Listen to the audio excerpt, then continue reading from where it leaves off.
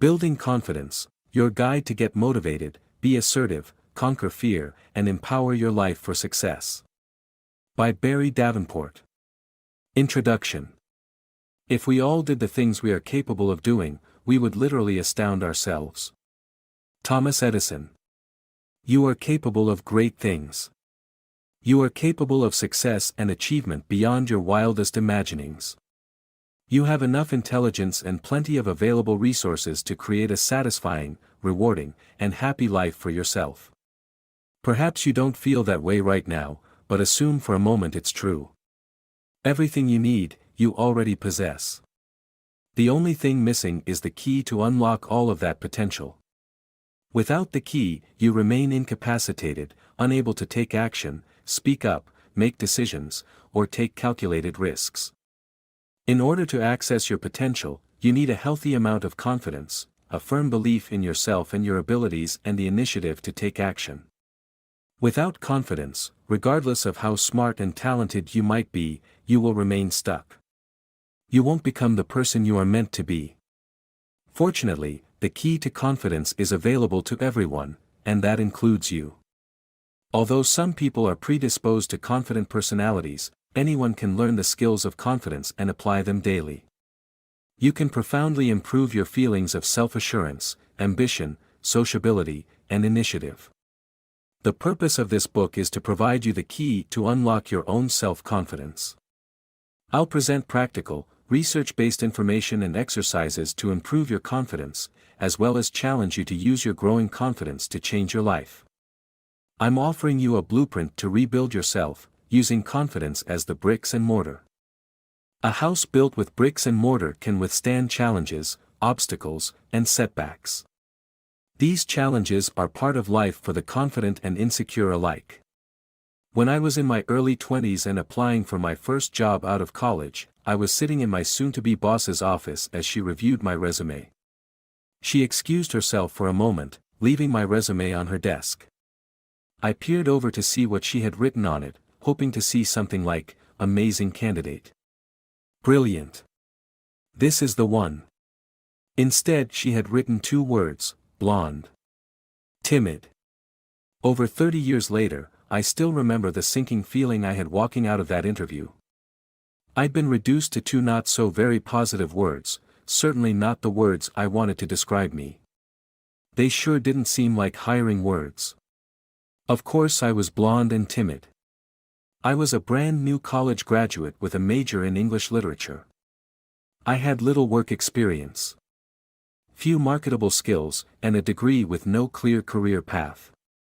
When I got home, I shared the experience with my mom, and she encouraged me to get on the phone and let this woman know how much I wanted the job.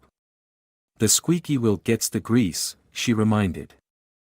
I was filled with fear and self-doubt, but I made the call. I mustered up enough courage to sound eager and enthusiastic, even though I was feeling far from it. I got the job. The memory of that event has stayed with me over the years. Although my confidence has grown as I've gotten older, there are still plenty of times when I'm not on my game and don't feel secure in myself. When this happens, I remember how taking just one small confident action, in spite of being fearful and insecure, opened the door to a 20-plus-year career in public relations. It profoundly changed my life. Small acts of confidence can create big opportunities. It all begins with the belief that confidence is possible. It can be improved, and you can change your life. With this book, you'll learn more about confidence, what holds you back from it, and how you can start taking small, manageable actions to rebuild your confidence, even before you begin feeling confident. I encourage you to begin this book knowing that confidence awaits you. You can and will feel good about who you are, secure in your abilities, eager to take action, and strong enough to remain confident in the face of challenges or setbacks. A confident, new you is waiting. Chapter 1: Confidence and the Traits of Confident People. According to dictionary.com, self-confidence is a realistic confidence in one's own judgment, ability, and power. Confidence is full trust, belief in the powers, trustworthiness, or reliability of a person or thing, in this case, you. Having self-confidence means you feel comfortable with Even happy with your ability to successfully navigate through life and move past life's problems or your own failures with the belief you are still capable and worthy. In fact, the foundation of confidence is the feeling of assurance in who you are and the ability to love and accept yourself, flaws and all. You view yourself from a perspective of optimistic realism and self-respect, which is the result of living authentically, within your integrity and around your values. A confident person knows who they are, how they want to live, and can quickly move past failures and mistakes after an appropriate period of grief and self-examination. You don't have to be a high achiever, financially successful, stunningly attractive, or super intelligent to have self-confidence. In fact, you can be a regular Jane or Joe and still have buckets of confidence. Although some people are born with a genetic predisposition to a positive attitude or a beautiful appearance, DNA certainly isn't everything. Confidence can be learned and nurtured, and there are specific skills that foster confidence. With these skills, you have the power to create your life rather than react to it. You have control over your destiny, and the only thing standing in your way is your belief about yourself, and perhaps a lack of knowledge about how to change your thoughts and beliefs. Confidence also involves knowing yourself really well. You have examined your life and have a certainty about what's important to you, how you want to live, and who you want to be. An examined life offers a framework for confidence because it affords you security and boundaries. When you're flailing in life, uncertain of how to behave or what actions to take, you live in fear and confusion. Without direction or guiding principles, it is hard to feel self-confident. Confidence doesn't require you to be always on top of your game. Always assertive and in control, always polished and sophisticated. It doesn't require fearlessness in every situation, nor does it mean you must be an extrovert or a public speaker. At its core, real confidence is about embracing your true self and learning to love that self while continuing to improve upon it. It's about defining your own personal operating system, based on your core values and integrity, and then designing your life around this system. Please know if you are not self-confident now, you can be, if you are willing to make some changes. It will involve self-reflection, shifts in thinking, and changes in behavior. It will definitely involve practice and patience, but anything good does. Improving your confidence requires a healthy amount of self-esteem, enough positive feeling about your essential worth that you're able to like yourself and value your inner wisdom and judgment. Many people confuse self-esteem and self-confidence, believing they are simply different names for the same concept. They are not the same, although they are closely related and interdependent. As mentioned earlier, confidence is faith in one's own abilities and judgments. In essence, it means you believe strongly you're capable, self-reliant, and resilient. Self-esteem reflects a person's overall appraisal of his or her own worth. Your self-esteem is based on your beliefs about your own inherent value as a person and your emotional view of those beliefs. You can certainly lack confidence and still have self-esteem. It's much more difficult to lack self-esteem and still feel confident about yourself and your abilities. Below is a list of 10 traits you generally see in confident people. As you read these traits, think about whether or not you possess them. This will be a good barometer of where you need to focus your self-confidence work. 1. Confident people are self-assured. They believe in themselves and know their life fulfills a special purpose in the world. They know their strengths and have accepted their weakness. Do you believe in yourself? Do you have a life purpose? Do you acknowledge your strengths and accept your flaws? 2. Confident people are ambitious. They know what they want and easily define their goals and strive to achieve them. Do you have a vision and goals for your life? Are you actively working toward achieving them? Can you act on them in spite of your fears? 3. Confident people are sociable. They're skilled at navigating various social situations with ease. They are comfortable because they believe they belong in any environment. They can endear themselves to others and know how to take compliments and criticisms gracefully. Do you feel comfortable in social situations? Can you meet new people and talk with them easily? Do you feel you belong just as much as the next person? 4. confident people are healthily competitive. They love to test their abilities against the best efforts of others, and they believe they can win, even when they've lost in the past. They know testing themselves makes them stronger. Do you look to others to inspire and motivate you to do better? Can you genuinely admire another person's ability even if you aren't there yet? Can you see the value of challenging yourself even if you might fail? 5. Confident people are risk takers. They take calculated risks because they like to stretch themselves, and they aren't afraid to lose or to be wrong. While they are confident in their abilities, they accept that nobody wins them all, and that likely they'll succeed the next time. Are you willing to take reasonable risks in order to learn or improve? Can you accept the possibility of failure without feeling devastated? Can you see the value of failure for growth and learning? 6. Confident people are hardworking.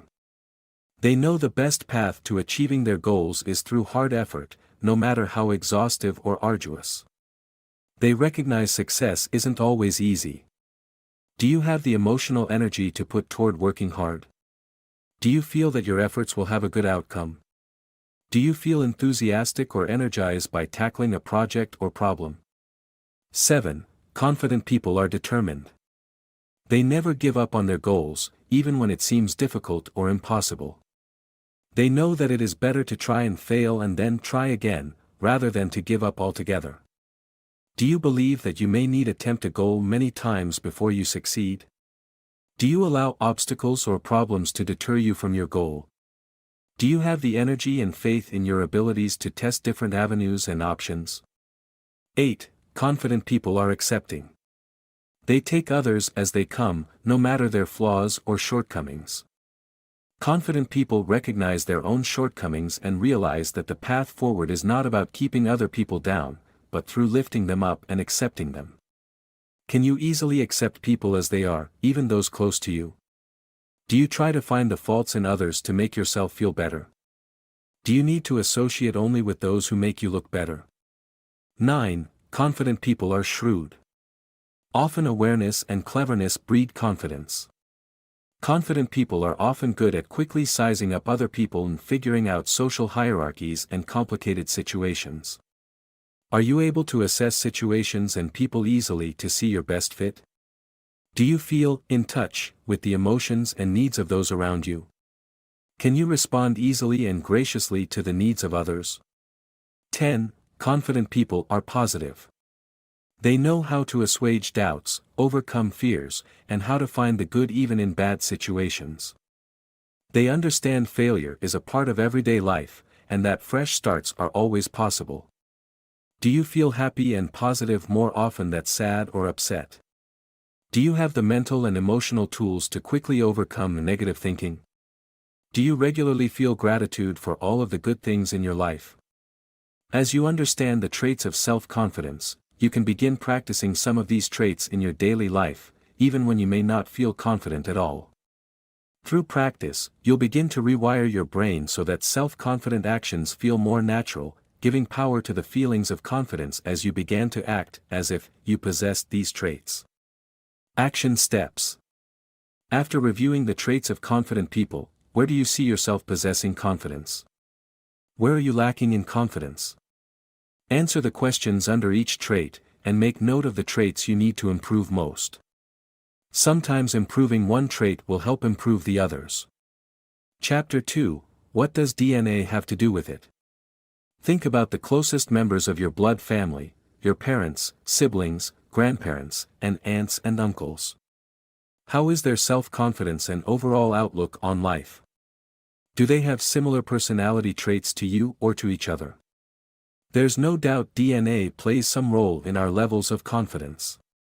Behavioral geneticist Corina Greven of King's College in London and her colleague, Robert Plowman of the Institute of Psychiatry, believe genetics determine the personality traits of confident people. Their research, published in the June 2009 issue of Psychological Science, analyzes the hereditary component of confidence and its relationship to IQ and performance.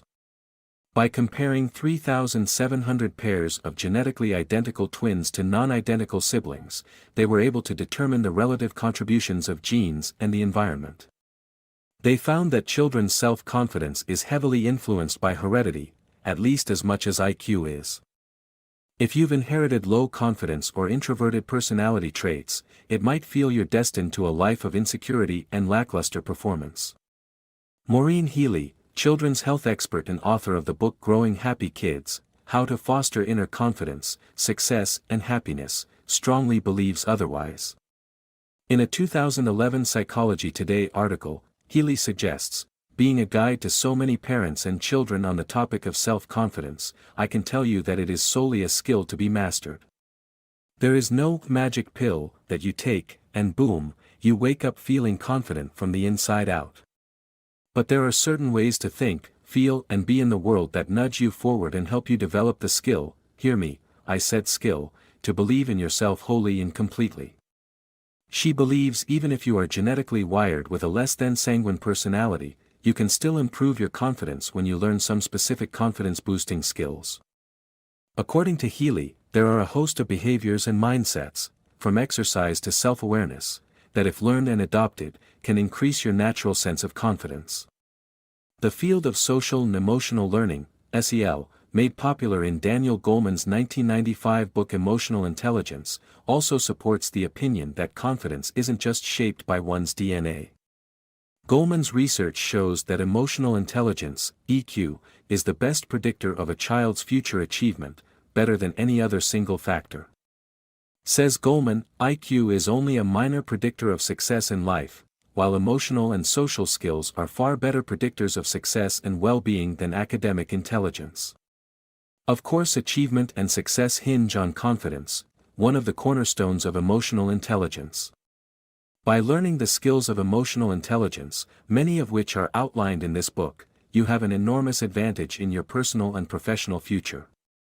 Dr. Maurice Elias, a leading child psychologist, researcher and expert on SEL from Rutgers University, suggests in his book Emotionally Intelligent Parenting, that emotional intelligence is dramatically and positively predictive not only of academic achievement, but also of satisfactory and productive experiences in the world of work and marriage, even of better physical health. Personality type, another inherited trait, also impacts one's future success in life.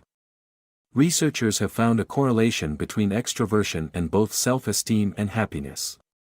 People who are extroverts tend to report higher levels of both of these than do introverts.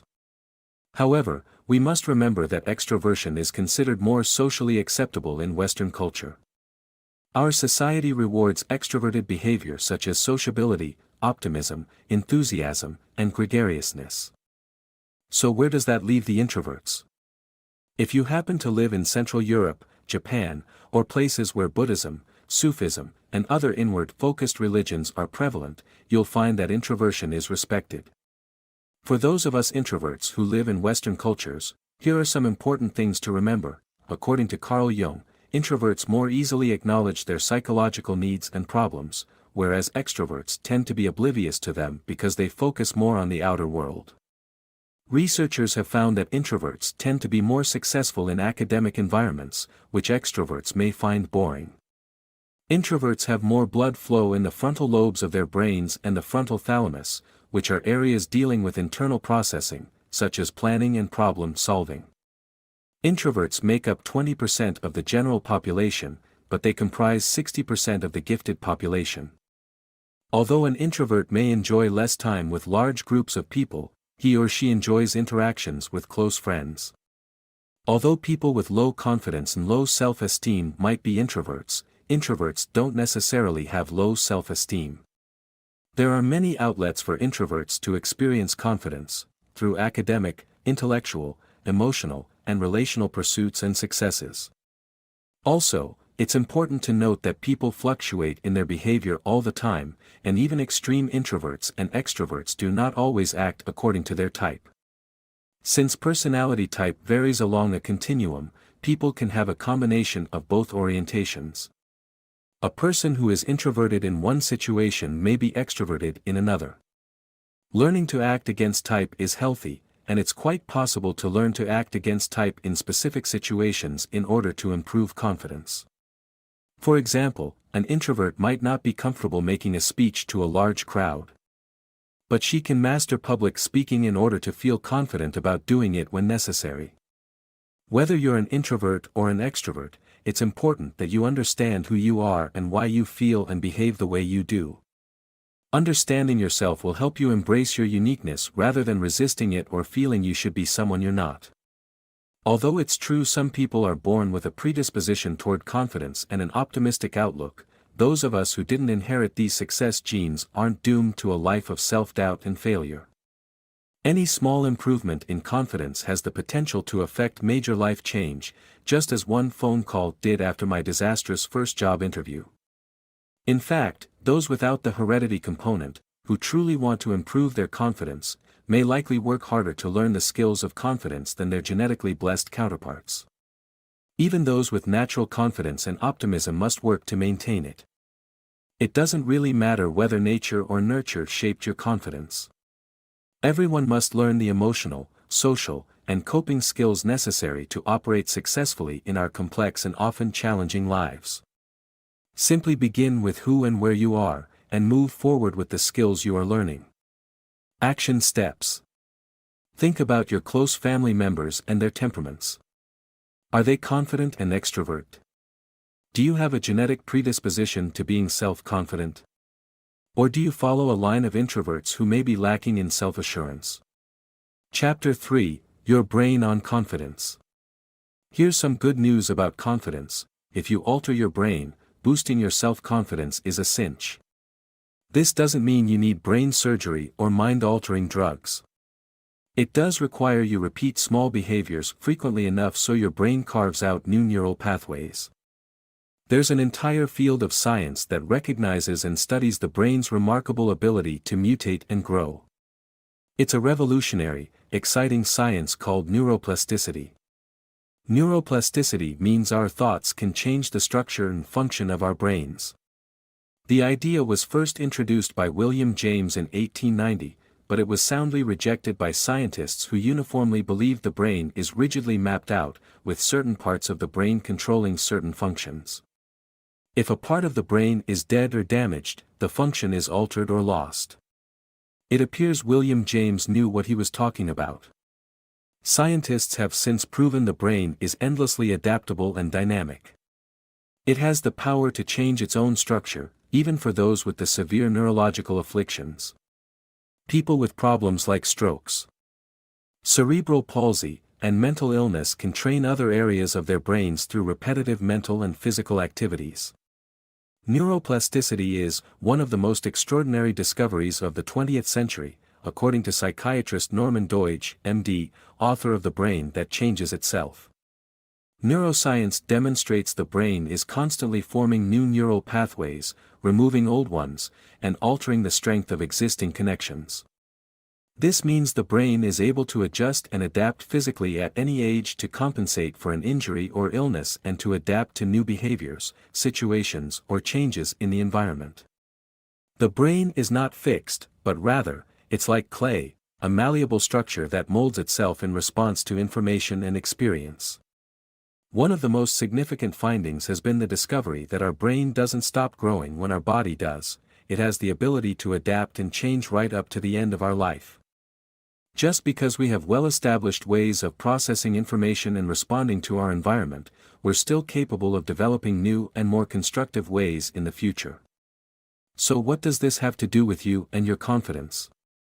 It means by practicing repetitive confident behaviors, you can rewire your brain to create new neural pathways to cement real feelings of confidence.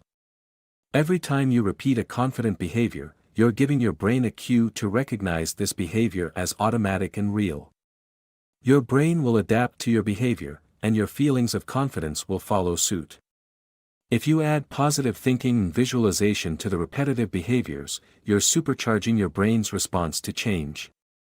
Jeffrey Schwartz, author of The Mind and the Brain, Neuroplasticity and the Power of Mental Force, made an extraordinary discovery while using the therapy he developed for his patients with obsessive-compulsive disorder. By actively focusing their attention away from negative behaviors and toward more positive ones, Schwartz's patients were using their minds to reshape their brains. They were effecting significant and lasting changes in their own neural pathways, using thoughts to change the structure of their brains. World-class athletes use visualization regularly to enhance performance and optimize the possibilities for success. But these techniques don't have to be limited to the psychologist's office, science lab, or the world of sports. They can be used by all of us in our efforts to change our thoughts and behaviors and ultimately create more satisfying lives. Imagine this: every time you take a confident action or visualize yourself confidently succeeding, your brain is being rewired. New connections are forming and old ones are losing their potency. With your brain's remarkable ability to change, every day and every moment you have the capacity to reinvent yourself. By consciously choosing your actions and reinforcing them with repetition, positive thinking, and visualization, you have the power to act and envision yourself to a confident new you. Here are some actions you can take in your daily life to support your self-confidence work. 1. Determine an area where you need to improve your confidence. Perhaps it's speaking up in groups or feeling better about your appearance. 2. Write down 3 positive affirmations to support this activity. For example, if your activity is speaking out in a meeting or group situation, an affirmation could be, "I calmly and confidently share my ideas in group settings, knowing that what I have to say has value. It is easy and natural for me to share my ideas in a group setting." 3. Whenever you feel resistance or have negative thoughts about your area of low confidence, repeat your affirmations out loud or say them silently to yourself. This will feel awkward at first, but you are training your brain to embrace this new behavior. 4. Also, take a few minutes twice a day to visualize yourself confidently performing this low confidence activity. Mentally reinforce the physical actions you want to take. 5. Continue to consistently practice affirming and visualizing yourself behaving confidently in this specific area. Adopting a new behavior requires repetition. Be patient with yourself as you wait for your brain to adapt to your new behavior and your feelings of confidence around it. Of course, affirmations and visualization alone don't create confidence. You must put the confident behaviors into action. But they do add power to all of the confidence skills you're learning in this book. You can visualize and say affirmations any time of day to add muscle to your confidence.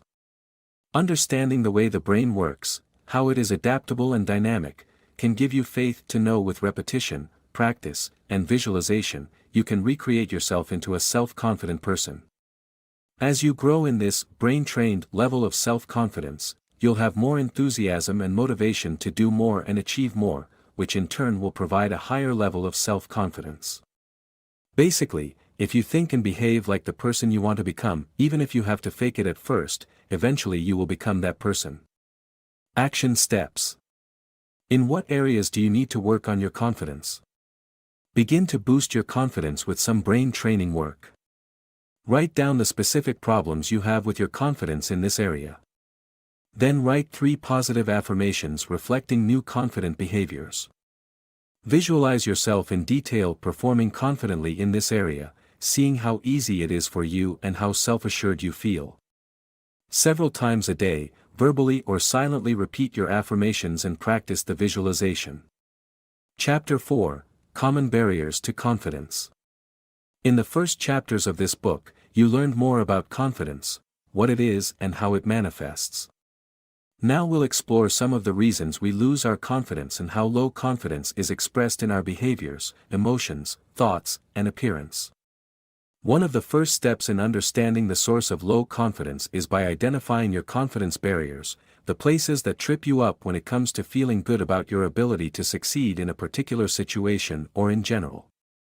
In order to solve a problem, you must first identify what it is. Although every person's confidence barriers are specific to their personal life experiences and outlook, there are some common barriers that apply to everyone. Here are 5 of them. Fear. The most common barrier to sustained self-confidence is fear. Perhaps you have a fear of failure, a fear of rejection, or you may even have a fear of success. You might fear success because it sets the bar so high and comes with so many expectations and responsibilities. However, the vast majority of your fears are imaginary. The only place these fears exist are in your mind. Take a minute to think about your fears that undermine self-confidence. Are they truly grounded in any reality? Is there any evidence they will come to pass? Are you afraid of something that hasn't even happened or isn't likely to happen? Even if some part of your fear comes to pass, it's rarely as scary or debilitating as you fear it will be. Worry and overthinking. Another barrier to confidence is worry and thought looping. You might constantly think about appearing perfect, about what others think of you, or that you might make a mistake or fail at something. Worry can become circular, habitual thinking reinforced through mindless practice. Your brain latches onto a thought, and like a gerbil on a wheel, it's hard to let it go. Worry and overthinking develop because you have a mindset that's far too focused on perceptions and superficial outcomes rather than on being who you are, living in the present moment, and accepting yourself.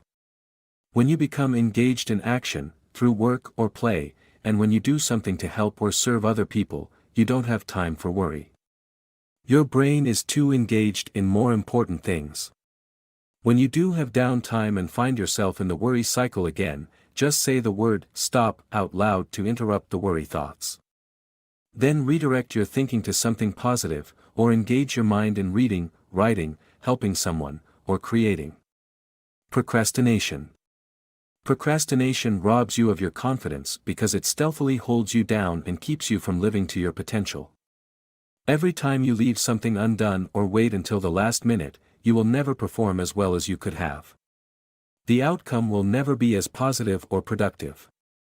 Procrastination makes you feel incapable, but in reality, all you need to do is begin. Taking the initiative to simply start something is generally the most difficult part.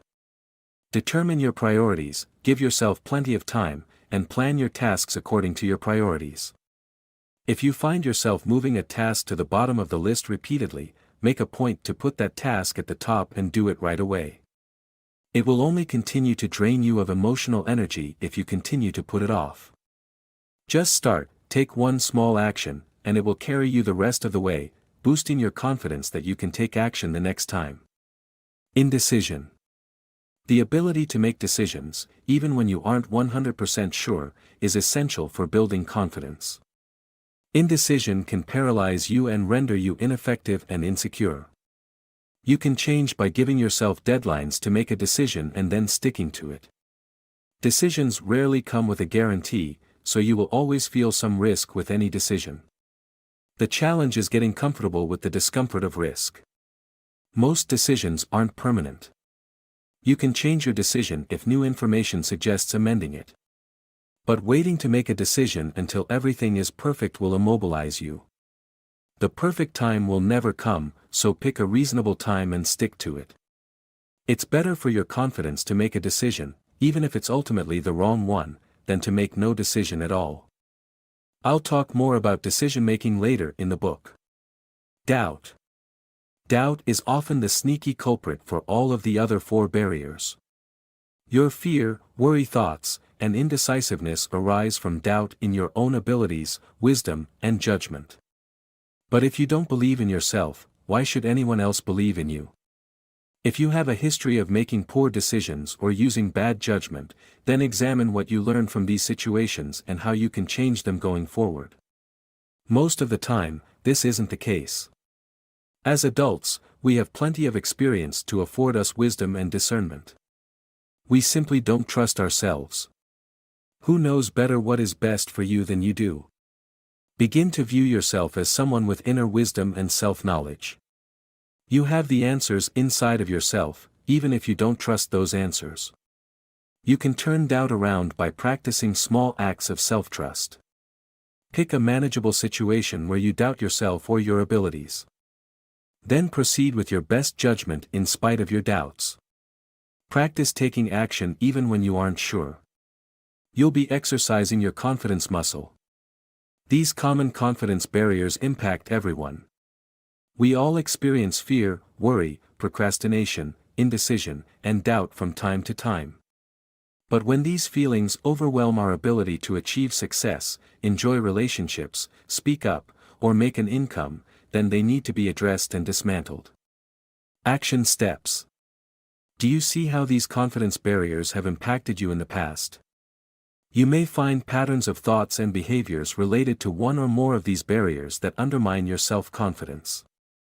For each of the 5 common barriers, write down specific scenarios or life areas where they undermine your confidence.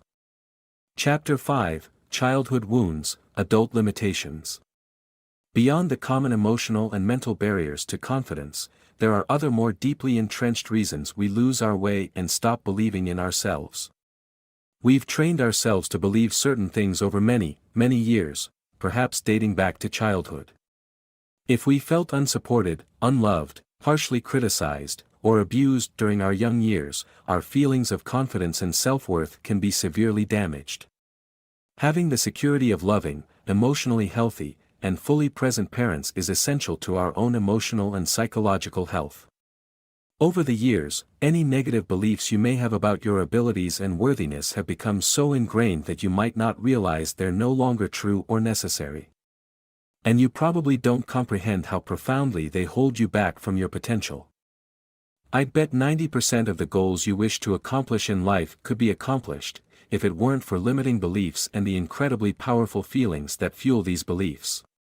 According to Jesuit priest, psychotherapist, and author Anthony de Mello, there is only one cause of unhappiness: the false beliefs you have in your head, beliefs so widespread, so commonly held, that it never occurs to you to question them. Consider what life would be like for you if all of those ancient beliefs about yourself simply disappeared. You are now a blank slate where all possibilities are valid options for you. There's nothing holding you back from being or trying anything. That's an empowering thought. Unfortunately, there are varying degrees of childhood pain that do hold us back, and all of us have some of these. Childhood issues that remain unresolved and untreated can infect your life and happiness throughout adulthood. They can impact your relationships profoundly, severely limiting your confidence in the one area that is vital to being whole. The teenage years. Teenagers commonly suffer from confidence issues. It is part of what defines adolescence. As emerging adults, they struggle with their identity and place in the world. They look to their peers for reinforcement and positive feedback, but often receive harsh or even cruel responses to their longing for acceptance. Add a dose of acne, a weight problem, or anything perceived as slightly abnormal or unattractive, and you have the recipe for a teenage self-confidence implosion. Many of us look back on our teenage years the way war has been described: long stretches of tedium followed by moments of sheer terror. Fortunately, most of us outgrow our teenage angst and awkwardness. Acne disappears, we know how to choose supportive friends, we encounter life successes along the way, and we aren't quite as self-absorbed. However, we carry the scars from our teenage years along with us as we grow. Even those who had happy, healthy upbringings have suffered some early hurts or insecurities that still linger into adulthood. An otherwise self-confident person might lack confidence in one particular area of their lives due to some early, relatively minor event. I'm sure you can remember one comment or experience from your youth that still stings and impacts how you feel about yourself. The more years we've had to reinforce those early beliefs about ourselves, the more ingrained the beliefs have become. In fact, sometimes we aren't even conscious of our limiting beliefs based on these early issues. We just respond in the way that feels automatic and safe, even if the beliefs are severely limiting us. Some of these more serious childhood issues require the assistance of a professional counselor to help you move past the debilitating pain so you can embrace your self-worth and begin changing your thoughts and behaviors. With therapy, you can gain insight into why you feel and act the way you do in life. You may also learn how certain triggers will cause you to react in childish or defensive ways that further damage healthy relationships and undermine self-confidence. And you might discover that you actually perpetuate the confidence-destroying words and actions you learned from parents or siblings. If you suffered serious emotional or physical trauma as a child, I strongly encourage you to work with a licensed professional therapist. That said, there are some actions you can begin today to start releasing limiting beliefs and boosting your self-confidence. Addressing limiting beliefs. Take a moment and think about a negative, limiting belief you can trace back to a childhood or adolescent event or circumstance. If there are several, just pick one for now, perhaps the one that bothers or inhibits you most. For example, you might think, I don't deserve a loving relationship. Or, I am bound to fail at whatever I try. Next, think about the event or events back when you were younger you believe triggered those beliefs. Consider how the triggering events that happened years ago are no longer real for you in your current life. For example, you might say your parents no longer berate you, or the children at school no longer tease you. How has reality changed for you since those events? How have you moved past those triggering events? Now think again about your limiting belief triggered by a childhood event or comment. What are some real facts that contradict that belief? For example, if you believe you aren't capable of success. Consider the times you have been successful in recent weeks or years. Lastly, come up with a positive affirmation or statement that is the opposite of your limiting belief, such as, I am capable of succeeding in any endeavor. Here's a summary of what you've just done with this exercise. 1. You have shown how your current reality is different from the childhood issues that triggered your limiting belief. 2. You have undermined the truth of the limiting belief with contradictory evidence. 3. You've created an affirmative statement supporting the opposite of the limiting belief. Now it's your job to put this exercise into practice when you notice a limiting belief arising for you. When you notice yourself thinking about or reacting to your limiting belief, force yourself to stop the thought pattern. You can even wear a rubber band on your wrist, and gently snap it to break the thinking pattern. Or just say, stop, out loud or to yourself. Then replace the old thought with your new affirmation. An affirmation isn't just filler for the negative thoughts you've dropped. As discussed earlier, affirmations are powerful, brain-altering tools to support your confidence efforts. Your past doesn't have to define your future. Most of the thoughts and feelings keeping you tethered to the status quo are simply that, thoughts and feelings. They have little or no substance in reality. Practice challenging your thoughts and create new, affirmative thoughts to replace these outdated limiting beliefs. Action steps. What are some of the limiting beliefs you've carried with you over the years? Write down those beliefs and follow the steps listed above to contradict them. Then write down the affirmation you created to read over again any time you struggle with your limiting belief. With repeated practice of dropping negative thoughts, using positive affirmations, and taking positive actions, you can release the grip of outdated thoughts, change your thinking patterns, and begin to rebuild your confidence. Chapter 6, Mirror, Mirror, How Appearance Can Shatter Self-Assurance. It's hard to be attractive, and even harder to feel attractive. So much of our confidence, and for some people even their self-worth, is tied to appearance and how we perceive our appearance. Most of us simply aren't happy with how we look. It's no wonder we feel insecure. The current media ideal for women's overall appearance is achievable by less than 2% of the female population. Yet we are bombarded with this unrealistic ideal. Young women today see more images of exceptionally beautiful women in one day than our mothers saw throughout their entire teenage years. It's no wonder 8 out of 10 women are dissatisfied with their appearance. The truth is that most of us aren't beautiful by the current media standards. Even models and actresses are outed as less than perfect, and they're caught in their natural state by lurking tabloid photographers. Maintaining that standard of perfection must be exhausting and humiliating. This focus on physical attractiveness isn't just a female issue. Surprisingly, men worry as much or more about their body shape and appearance than women do. According to a study from the Centre of Appearance Research at the University of the West of England, more than 4 in 5 men, 80.7%, talk in ways that promote anxiety about their body image by referring to perceived flaws and imperfections, compared with 75% of women. And 38% of men would sacrifice at least a year of their life in exchange for a perfect body, again, a higher proportion than women. Says Dr. Philippa Diedrichs, from the center, these findings tell us that men are concerned about body image, just like women. We knew that body talk affected women and young people, and now we know that it affects men too. Dr. Diedrichs conducted the study of 394 British men, which was commissioned by Central YMCA and the Succeed Foundation, an eating disorders charity. The study revealed how men have high levels of anxiety about their bodies and that some resort to compulsive exercise, strict diets, laxatives, or making themselves sick in an attempt to lose weight or achieve a more toned physique.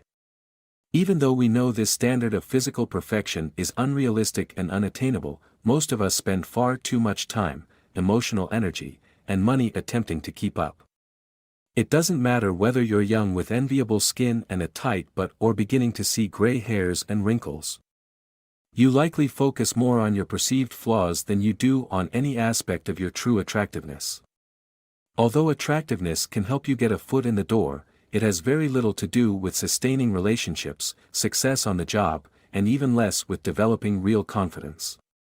We've all seen beautiful people who open their mouths and become instantly less attractive, or unattractive people who become more appealing because they exude something special. Wouldn't it be wonderful to wave a magic wand and eliminate all of the insecurities and self-loathing wrapped up in the struggle to be attractive enough? What if you could walk away from it all and live your life focused on what makes you joyful and confident? From the time we become aware of our appearance, somewhere during that preteen awkwardness, we have a love-hate relationship with our faces and bodies.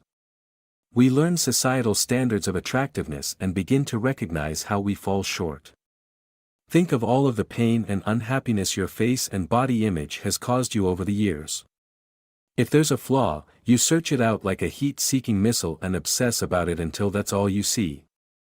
It's perplexing to hear beautiful models or actors talk about their gawky teen years and how they hated their appearance. This self-image often carries over into their adult self-perceptions, in spite of their obvious good looks. Even beautiful people lack confidence about their appearance. It's often those same beautiful models and actors who reinforce our negative self-image when we see them in magazines, movies, or on TV. Perfection is everywhere in the media, but in life we are all existing in imperfect bodies that are flawed, flabby, and forever aging. That is a reality, and though we may fight against it, our bodies and faces do have minds of their own. Confidence versus beauty. Men and women alike find confidence in the opposite sex one of the most attractive qualities. Several studies and surveys in both men and women have indicated that confidence and high self-esteem are most admirable in members of the complementary sex. American love expert Ellen Friedman, Ph.D., lists confidence as number one of the top 15 turn-ons for women in her book, The 10-Second Kiss. Other polls have shown men are similarly attracted to females who have self-esteem, confidence and independence. Confidence is seen in how you walk, talk, dress and your attitude toward yourself and others. This is good news for those of us who will never make it on the pages of a magazine, and that's most of us. We can feel more self-confident, attractive, and accepting of our physicality by shifting our focus and attitude. There is another way to relate to your appearance, one that reinforces self-acceptance. Here are some thoughts. Begin to adopt a more spiritual approach to your relationship with your face and body. Bless your body daily for all of the amazing ways it supports you. View your body and appearance as a sacred garment housing your unique self and treat it with loving kindness. When we begin to see our bodies as a wondrous gift, even with all of its flaws, we can live in harmony with it rather than resisting and hating it. Here are some thoughts on how to create a new relationship with your appearance in order to support your confidence work. Give up resistance. When we resist and struggle, we are expending mental and emotional energy that is depleting. This struggle never serves to make things better, even though we believe we can outthink our difficulties and issues. Accept the reality of what is, being overweight, wrinkly, too short, too tall, having an average appearance, whatever. This is who you are right now, so allow your mind and heart to rest peacefully in that for now. Shift your perceptions. View your body and face as a beloved friend with whom you have a sacred relationship. This friend has been with you since you were born and will be with you until the end. This friend has carried you thousands of miles, has kept you nourished, and has functioned reliably most of the time. This friend knows what to do when it comes to sustaining, healing, and reproducing. It has given you indescribable pleasures and yes, some pain too. However, we haven't always been kind to our body friend. We have caused it pain and betrayed it in a variety of ways, so now it's time to be a good and loving friend to your body and face. Be mindful. Our bodies may be flawed, but we shouldn't reprimand or belittle them. In fact, acknowledge the aesthetic of your body. Look at the beauty and wisdom in your eyes, and see how fluidly your limbs move, support, and carry you. Look at your hands and how they speak of the loving touch, the meals prepared, and the work done over the years. Your heart is pumping blood, your lungs are taking in oxygen, and your digestive system works to nourish your body and rid it of waste. All of the organs and systems are working in beautiful harmony to sustain you. There is so much more beauty than ugliness if you shift your perception. Take tender care. As you acknowledge all your body does for you, your resistance will soften, and you'll see what a miracle your body is. It may not be perfect or perfectly appealing to the mass media, but even with its flaws, it is working superbly. Treat it well and lovingly so it can continue to serve you. Feed your body with whole, nutritious foods. Hydrate it with pure, clean water. Listen to what your body needs for nutrition. Educate yourself about healthy eating if you aren't sure. Regard everything you put in your mouth, and ask yourself, is this showing love to my body? Move your body to keep it flexible, to stimulate your internal organs, to maintain a weight that doesn't stress your system, and to relieve stress and toxins. Create a habit of regular exercise that is simple, fun, and moderately challenging. Give up habits that are harmful to your body, like smoking, overeating or drinking, harmful drugs, or tanning. Protect your body by not putting it in danger. Wear seat belts, helmets, and sunscreen, and put down your cell phone when driving. Care for your body by getting regular checkups and seeking timely medical attention when you suspect you need it. Give peace to your body by dealing with stress through meditation, creativity, relaxation, and movement. Love your flaws. We have grown to hate our body flaws because they reflect our fears of aging and death, rejection, failure, and ugliness. Begin to make a conscious effort to love your flaws, as strange as this might sound. Love your humanness. Love the years of living and experiences your flaws reveal. Love the peace that being imperfect offers. Love your connection to a world of flawed people. Love the lack of control you have over some of your flaws. Being flawed is essential to our humanity. Love that. Embrace the sacredness. View your body as the sacred garment of your inner self. When you embrace it in this light, it's difficult to reject and shame it. In fact, you will begin to respect your face and body and love them for all of their glorious beauty and function. Become conscious of your actions and behaviors and how they affect your body. Seen in this new light, your body will transform from the inside out. You will not have to struggle against it, you will work with it and find it responds to your love in a myriad of positive ways, including feeling more relaxed and confident. Action steps. How attractive do you feel relative to other men or women your age? On a scale of 1 to 10, with 10 being extremely attractive and 1 being extremely unattractive, how would you rate yourself? What has impacted you most related to your self-image about your appearance?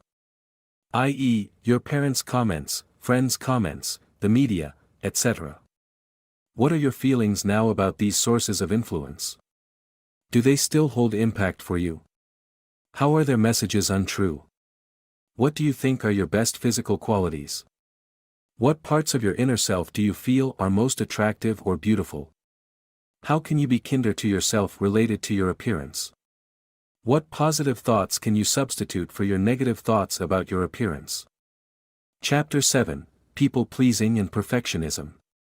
What do our culture, the mass media, and those close to you tell you about who you should be and how you should live? What pressure do you feel to make other people happy and to live up to their expectations? Wafting around us all the time are subtle and not so subtle messages reminding us of what it takes to measure up and fit in. Measuring up boils down to a very basic human need, to be loved and accepted. We strive to fit in because we don't want to be left out. We all crave love and acceptance, but from a young age, we're trained to believe it hinges on the approval of other people.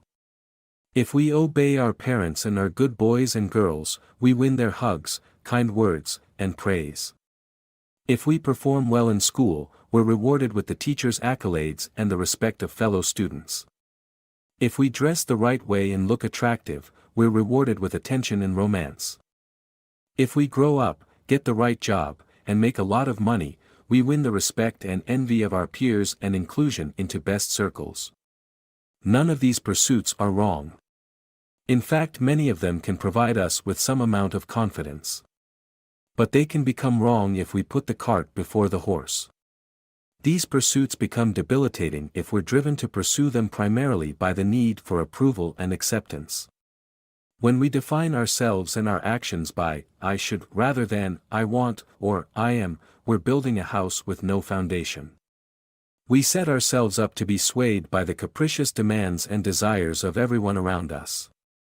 The messages around us. Granted, it's hard not to be impacted by pressures and expectations.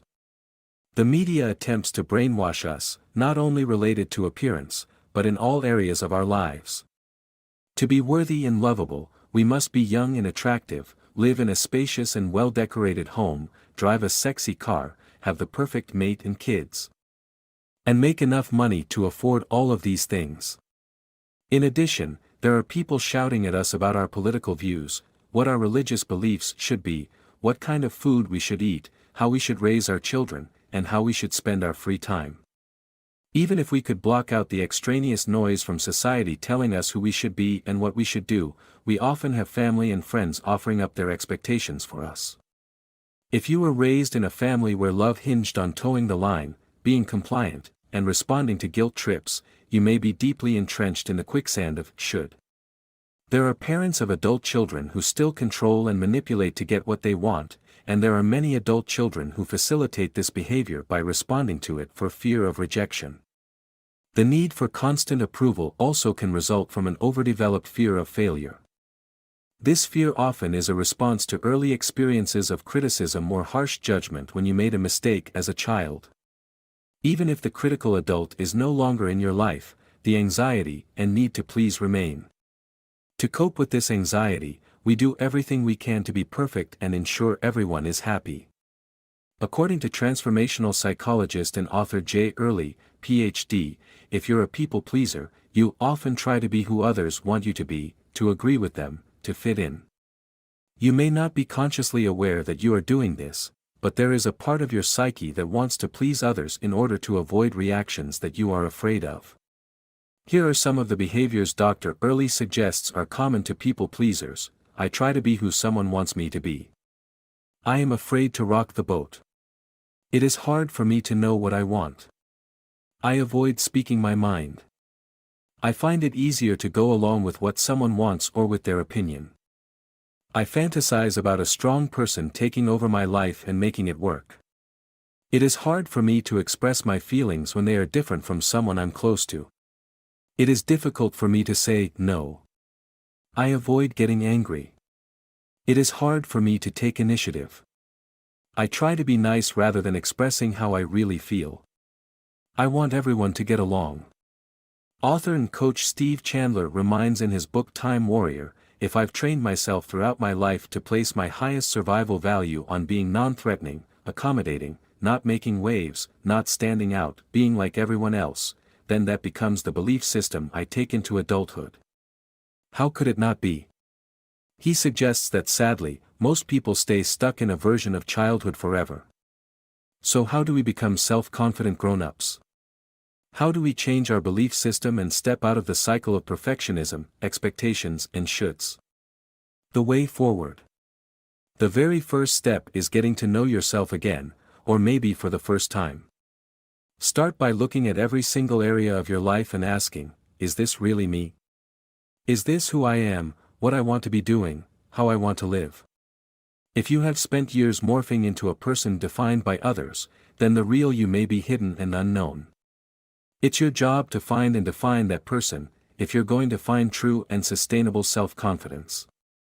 In doing so, you must accept there will be some discomfort.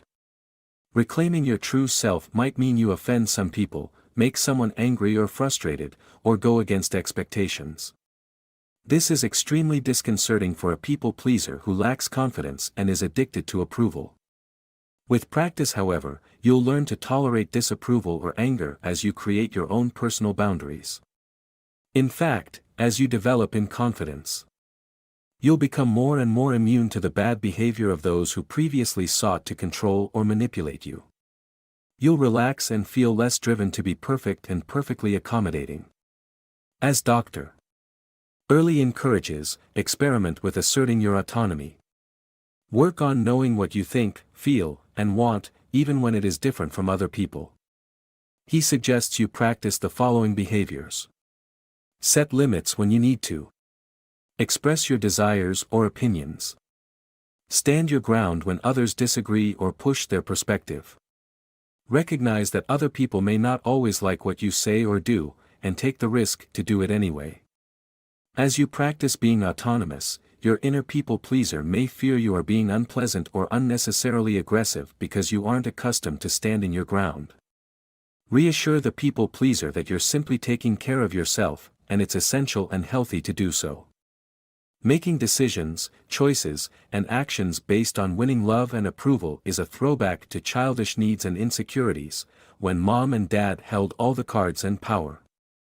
Now you're an adult, and you can make choices to please yourself, even if it means offending someone else. You can certainly make the decision to please or accommodate, but this choice should be made from a place of power and love, not insecure need. Authentic love and approval begins with approving of yourself and embracing what is true for you. Once you do that, other people who see you as you are, will be naturally drawn to you. Action steps. In what areas of your life do you feel you are people-pleasing, accommodating, or living up to expectations against your authentic self? What do you gain by people-pleasing? What specific feelings, payback, or comfort do you derive from it? Think about the areas of your life where people-pleasing is particularly problematic for you. If you could be the person you wanted to be in these areas, who would that person be and how would you behave differently? Chapter 8, The Confidence Myths Holding You Back. Assume for a moment a situation exists that's uncomfortable or possibly painful for you. If you had the choice of knowing or not knowing the painful truth about it, which would you choose? If shining the spotlight on an area of your life might open a can of worms and cause immediate complications, would you rather take a good hard look or keep that area in darkness? Facing the truth about certain things in life is not fun. Most of us prefer to pull the covers over our heads and put our fingers in our ears. It is far easier than facing the difficult or painful truth. Or is it? Like most of us, you likely experienced family lies and pretense when you were growing up that were perpetuated by mutual consent. Grandpa's drinking problem was never discussed. Parental conflict was inflicted on you but never explained or addressed. Mom pretended she was happy but always looked sad. You can fill in your own version of this failure to face reality or to gloss over the unpleasant things in life, and these glossed over scenarios can do a number on our confidence. When we can't be honest with ourselves or others, when there are big secrets and little lies, how can we feel open and confident about who we are? We learn from these early family experiences that painful or difficult things should be left alone, that the appropriate response for something uncomfortable is to pretend it doesn't exist or to quickly sweep it under the rug. Basically, we learn to lie, to ourselves and to others. On the surface, avoidance and denial don't seem as deceitful as overtly lying. Lying is intentional and done with full awareness. Avoidance and denial are more acts of omission and self-preservation. But if we're being completely real, most of the time we know we're lying to ourselves and burying our heads in the sand. The unfortunate truth about lying to yourself is that it's only a temporary fix. Self-deception is the finger in the dam that keeps you firmly positioned in one spot so everything around you doesn't come crashing down. Eventually those deceptions spill over into all areas of our lives, our thoughts about ourselves, our relationships, our beliefs, and our general perceptions of the world around us. The line between what is real and true becomes blurred with what we want to be real and true, so we pretend. Self-deception may feel easy and safe at first, but eventually it cripples you and sabotages your confidence. These lies prevent you from seeing things clearly, living life fully, and evolving into the person you want to be. Even though you do your best to maintain these deceptions, they have a way of springing leaks and causing unpleasant symptoms. Self-deception can cause anxiety, depression, low self-esteem, low motivation, lack of focus, poor relationships, job difficulties, overspending, physical ailments. There are some core myths we tell ourselves that perpetuate self-deception and have a huge negative impact on our confidence. These are the lies that touch virtually every aspect of our being and create a cascade of smaller deceptions that serve the larger master. Here are 10 common myths that will sabotage your self-confidence. 1. I'm not good enough. This is a story we've all told ourselves and others at some point in life, and it boils down to feeling unlovable. We may have valid reasons for feeling this way on occasion, and some people have had tragic life events that reinforce this feeling. The problem arises when you start to really believe it, and you bolster the myth with words and actions. The truth, no matter what you've done, what you've experienced, or how you might feel, you are good enough. You are lovable. There is no universal measuring stick for good enough. The only requirement for lovability is to be yourself and accept yourself, and fortunately the right people will be attracted to your authenticity. Stop using negative words or thoughts about yourself. Replace those with all of the reasons you are lovable and worthy. Write them down, speak them, and continue to define who you are in your best vision for yourself. 2. I can't do that. The sub-themes of this deception include I'm too old. It's too late, I'm not smart enough, and it won't work. Our fallback story when presented with an opportunity or challenge is, I can't do that. Maybe you can't, but you probably can, and you won't know unless you try. The truth, it may take some creative thinking, some hard work, some sacrifice, but you can, almost always, do it if you choose to. Rather than beginning with a negative assumption, intend that you can do it until proven otherwise. Change your mindset to expect the positive rather than the negative. 3. My beliefs are right. Really? Says who? There is another side to every belief you have, positive or negative beliefs. You may believe yourself to be incapable, but there's plenty of evidence to the contrary, so find it. You may believe you hold the correct point of view, but so does that other guy. Listen to him, and consider his truth. The truth, your beliefs are not 100% true. In fact, some of them may not be true at all. Write down some of the beliefs you have about yourself and about the world around you. Open your mind to contradictions to your belief. Allow yourself to shift your thinking when you are exposed to truth. Accepting a new truth can be painful and scary, but it's far better than living a lie. 4. I know best. This ties in with assumptions about our beliefs. We think we know best how others should think, behave, and respond to us. We want people to change and accommodate our vision of who they should be. We believe our desires would be best for everyone. Often we do this because what we dislike in others is something we don't like in ourselves. The truth, expecting others to change is a huge self-deception and can foster low self-esteem. People may try to accommodate you, but real change will never really happen, and then they'll resent you. You'll never have an authentic relationship and will ultimately feel bad about yourself and your ability to sustain relationships. Acknowledge and accept that those you love are fine just as they are. They are flawed and different than you, but that makes them real and interesting. Open your eyes to the truth about who they really are, and allow them to safely be that person. 5. Mediocre is fine with me. If you just keep telling yourself this, maybe you'll believe it. Why step up to your potential when it takes so much time and energy? It's too hard, too much work. It's fine to stay comfortable just where you are, but what is this doing to your confidence? The truth, mediocre isn't fine. Your higher self will keep nagging at you, making life miserable until you step up to the plate and do something. You know you don't want to settle for a compromised life.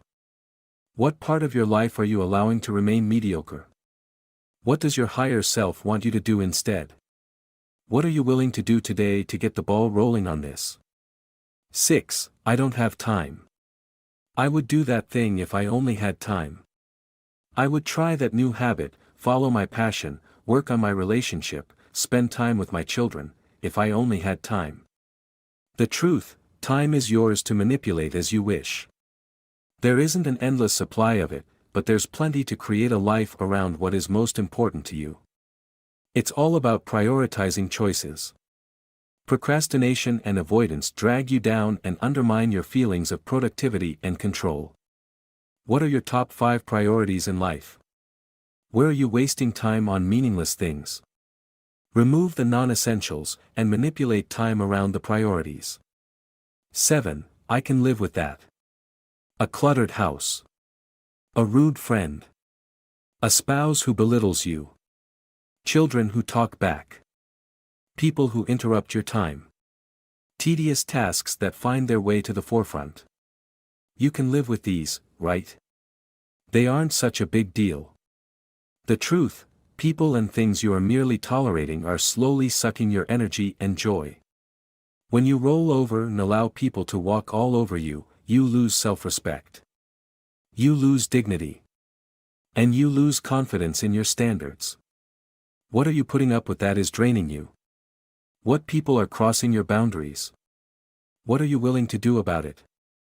8. Once this happens, then I'll be happy. How has that deception worked for you so far? I'll be happy when I find the right spouse. I'll be happy when I get a promotion. I'll be happy when we have more money. It will just take a little more time, a little more effort, then I'll be happy. The truth, pinning happiness on a future event is like trying to capture a runaway kitten. Just when you think you have it in your hands, it slips away from your grasp, beckoning you forward forever. The best isn't yet to come, it's right now. Happiness is always at hand and can be found in this moment alone. Look for happiness in who you are and what you are doing right now. Even if you aren't feeling your most self-confident, shift your focus away from your bad feelings and focus on the task at hand. 9. Failure isn't an option. I can't fail because I have a standard to live up to. I can't fail because people will think I'm a loser. I can't fail because it will announce to the world that I'm not who I say I am. Failure isn't an option, I must do everything in my power not to fail, including not trying. The truth, if you want to grow, succeed, and achieve things, then failure must be an option. Failure is evidence of effort and action. Failure is a necessary teacher available to serve you, not harm you. Look at past failures that have caused you pain. What have you learned from them that's helped you grow and make changes? How can you begin to embrace failure and view it as less of a threat? 10. It isn't my fault. It isn't my fault I'm not successful, I had a difficult childhood. It isn't my fault I'm unhappy because I hate my job. It isn't my fault that people don't like me. They just don't understand my personality.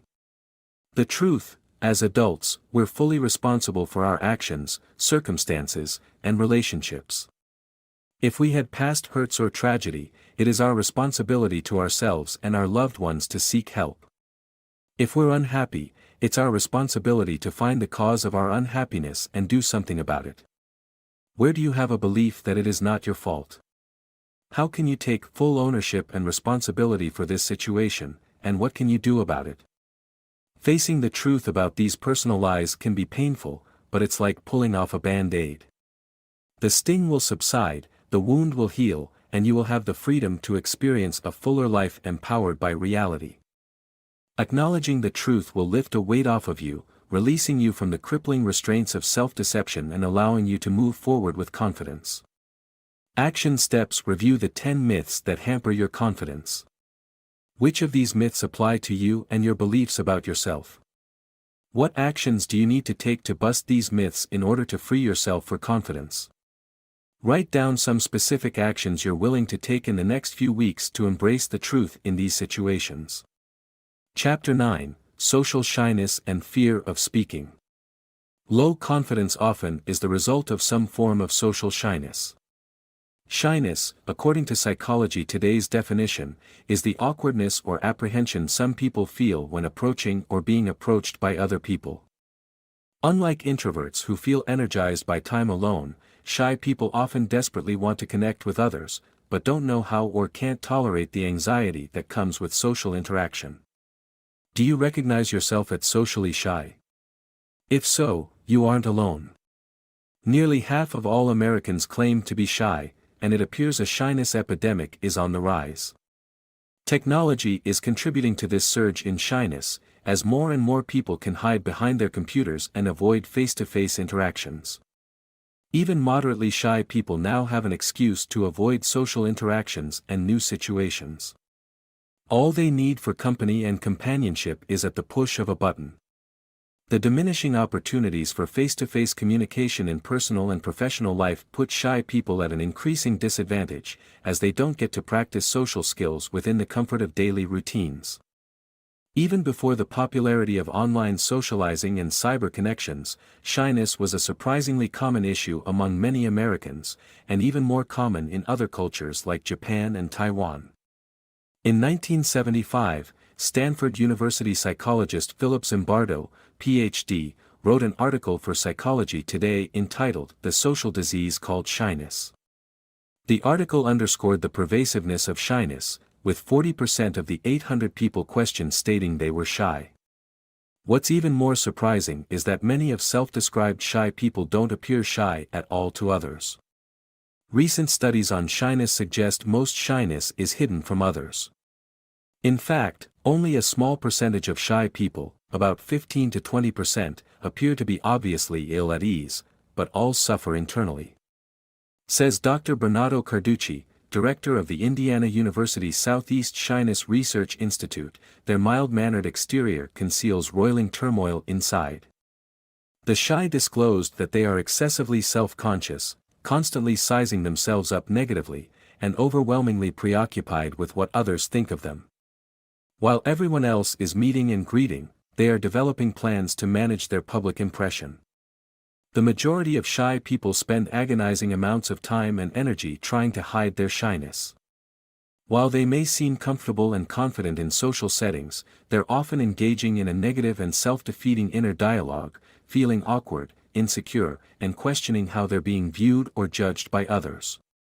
Shyness, whether concealed or obvious, wreaks internal havoc for those who experience it. They encounter social problems like difficulty meeting people and making new friends, which may lead to isolation, loneliness, and depression.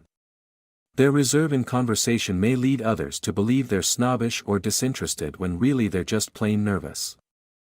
Shy people are incessantly preoccupied with their appearance and behavior, feeling acutely self-conscious.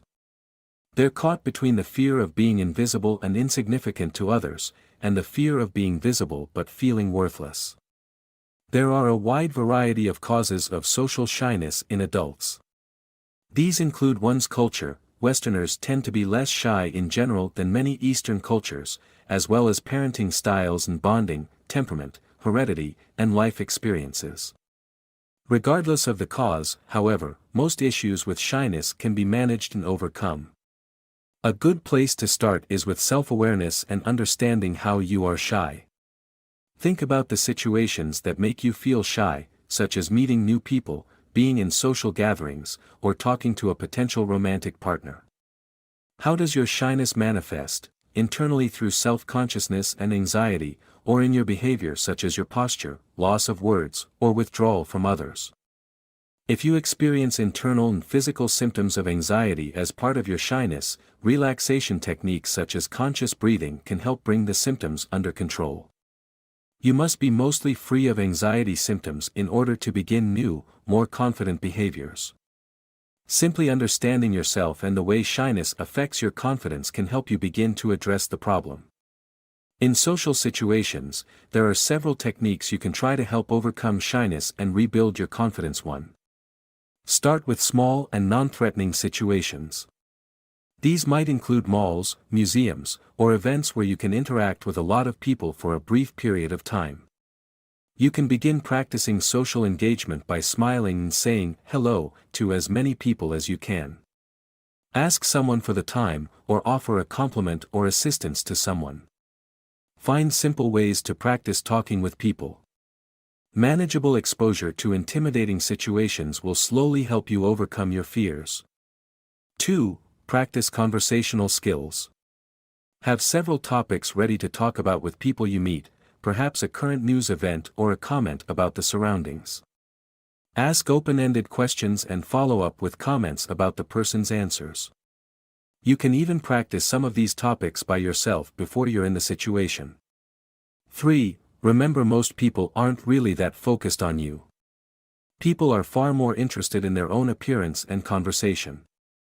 They aren't nearly as focused on your social skills or lack thereof as much as you fear. That reality alone should relieve some of your angst and discomfort. 4. Make a point of seeing what you've done well. After a social interaction, rather than latching on to your perceived flaws and flubs, focus on what you did well in the situation, how you overcame a shy moment and felt confident. With practice, you will have more and more successes. 5. Create realistic expectations. 5. Create realistic expectations. Many shy people hold themselves up to impossible standards of perfection when it comes to social situations. When they fall short, they're highly self-critical. You don't have to be the life of the party in order to have a successful interaction with people. Create realistic goals for yourself before you embark on a social situation. 6. Accept that some rejection is normal. Everyone, whether or not they are shy, experiences some form of rejection by others from time to time. Not everyone will like you, and that's okay. Manage your expectations in this regard as well. More often than not, rejection has nothing to do with the person being rejected. Your goal is to make regular attempts to socialize with others and realize some will work out and some won't. Focus on the interactions that work. If you suffer from low self-confidence in social situations and experience a level of shyness preventing you from enjoying being with other people, begin to take small and manageable actions to address the issue. Every small success will lead to incremental improvements in your confidence. Don't hide behind your computer, make excuses for not attending events, or avoid meeting new people. You're only holding yourself back from potential relationships that could bring you joy and expand your horizons. Engage in life by reconnecting with real people, and allow others to experience all of the gifts you have to offer. Action steps. What situations seem to make you feel shy? These might include meeting new people, being in social gatherings, or talking to a potential romantic partner. What are some small and non-threatening actions you are willing to take to challenge your shyness and stretch yourself? Chapter 10, Creating Your POS. As I mentioned earlier, people with low confidence almost always look outside of themselves for affirmation and reinforcement. They look outside of themselves to find a blueprint for how to conduct their lives, how to think, and how to feel. This is different from looking to mentors or role models to inspire and guide you, or to coaches and counselors to help you move forward. When your confidence is low, you look to others to approve you, to prop you up, to give permission, or sanction your behavior.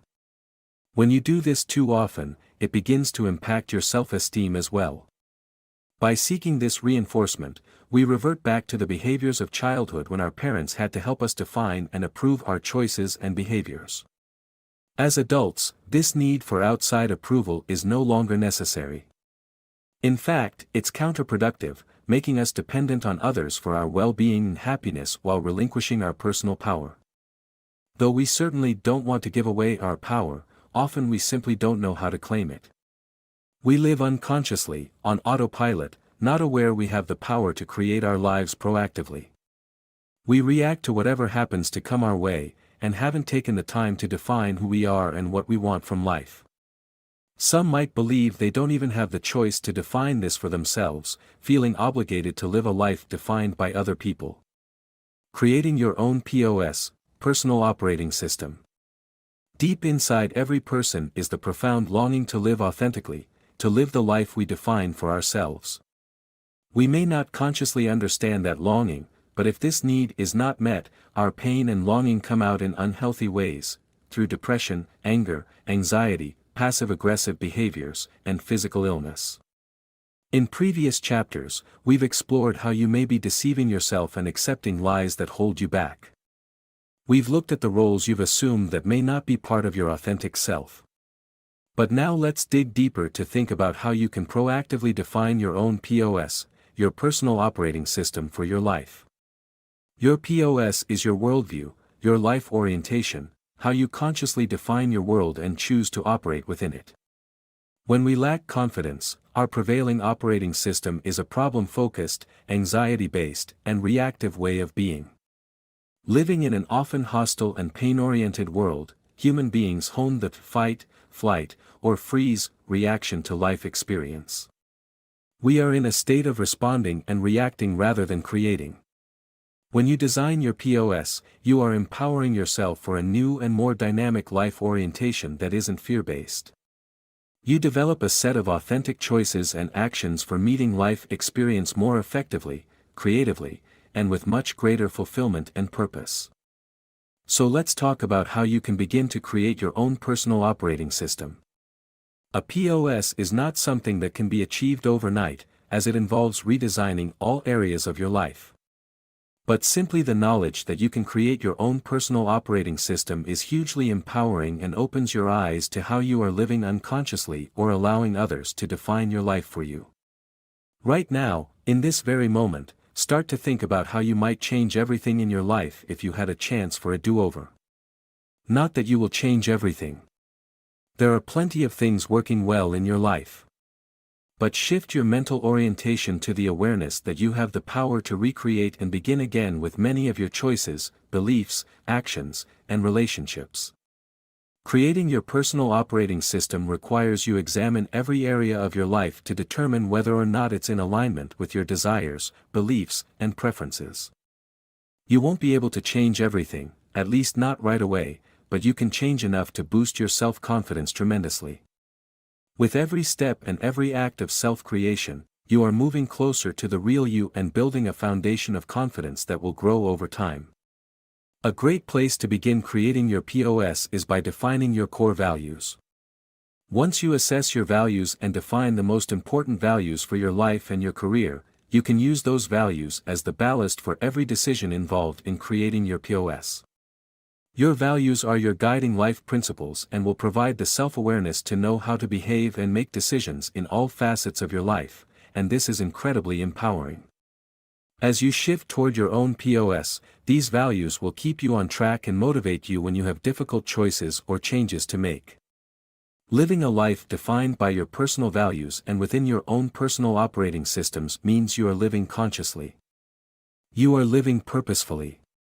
The structure of having values and a well-considered POS immediately boosts your confidence, because you've built an authentic foundation for all of your choices and actions. Action steps: clarify the top 5 or 6 core values for your life. Then list the following areas of your life, leaving room to right beneath each: relationship, career, health, learning and skill, integrity, money, parenting, other.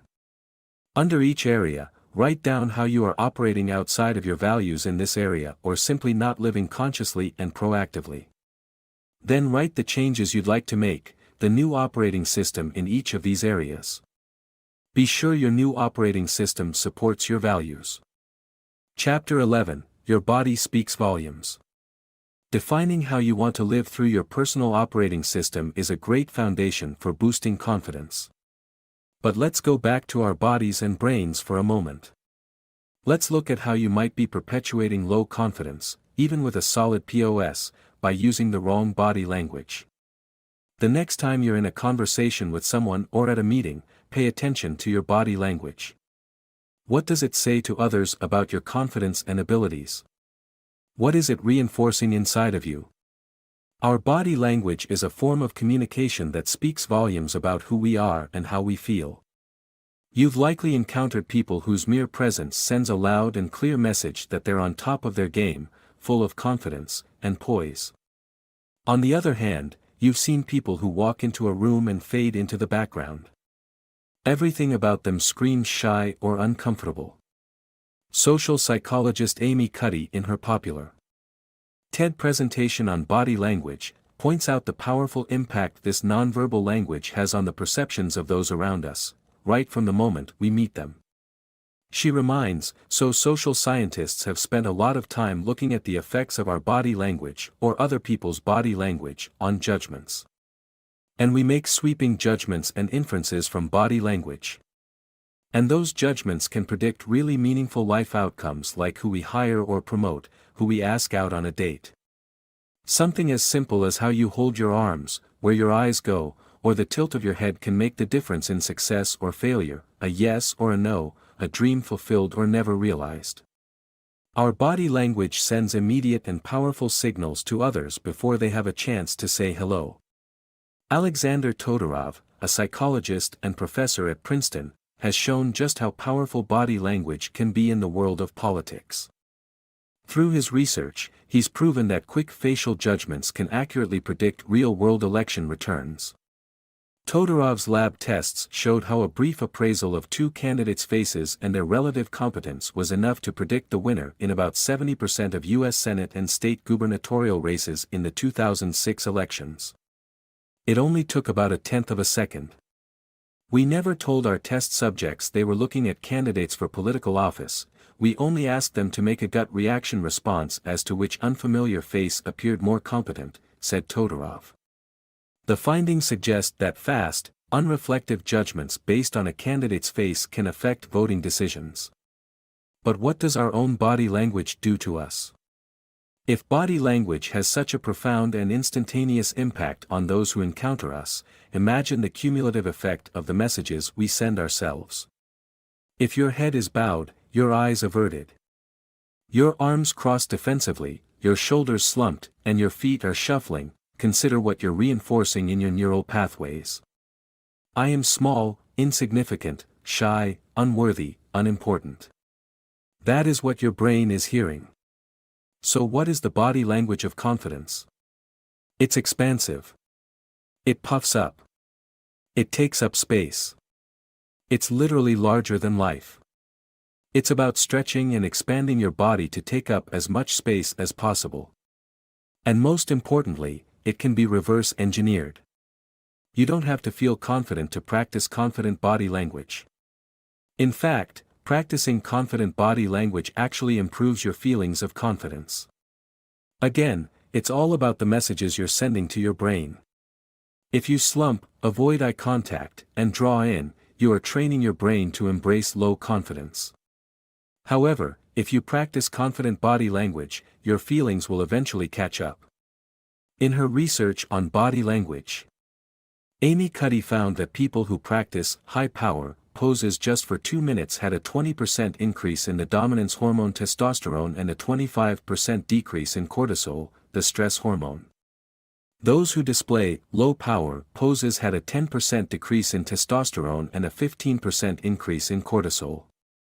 She also found that the high-power posers were more likely to take risk than the low-power posers, and risk-taking is associated with confidence. A great way to begin using your body language to build your confidence is simply by becoming aware of your current body language. Pay attention as you enter a room, talk with someone new, or have a meeting with your boss. When you notice you're feeling uncomfortable or lacking confidence, stop and notice your body. Where are your arms and legs positioned? How are you holding your shoulders? What are you doing with your eyes? How often are you smiling? You can begin to make subtle changes as you notice what your body is telling others and reinforcing in yourself. In addition, you can practice power poses by yourself and in specific situations to boost your confidence. Here are some poses Amy Cuddy recommends you try. V for victory. Before an interview or big meeting or whenever you want a surge of confidence, hold your arms in the air in a V position with clenched fists. Tilt your chin up, smile, and puff out your chest. Hold this position for 2 or 3 minutes. The Mr. Clean. Even though crossed arms can communicate defensiveness, there are some situations to use it for power. It's the position of your shoulders that's key. If you're trying to make a point or appear decisive and strong, hold your shoulders back with your arms crossed and head held high. The loomer. If you want to close the deal, win the case, convince someone of something, and command the room with your presence, lean forward while standing with your hands spread out on the table or desk and your feet slightly apart. The kickback. If you want to take more profitable risks, feel strong in pitching an idea, and more at ease in brainstorming, put your hands behind your head, lean back, and rest your feet on the table or desk. Obviously this won't work in all settings, but just practicing it can help you feel it and tap into those feelings when you need them. The CEO. Lean back in your chair while resting one arm on the back of the chair. Open your chest and widen your shoulders. For guys, have your feet and legs slightly apart. The key is a wide open position that appears comfortable. You could also place your hands behind your head and an ankle on one knee. This is a strong position for interviewing someone, or appearing in command of the room. The Wonder Woman.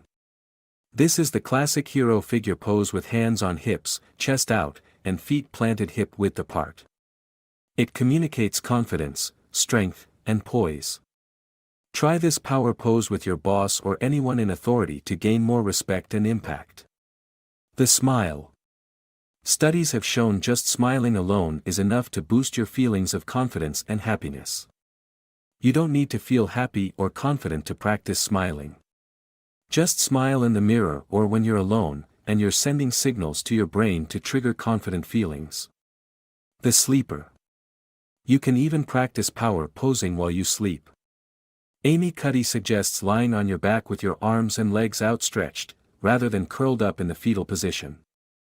You will wake up feeling bigger and more powerful. When you can't practice these poses, simply remember in general to stand tall, open up, use eye contact, shoulders back, head held high, and smile.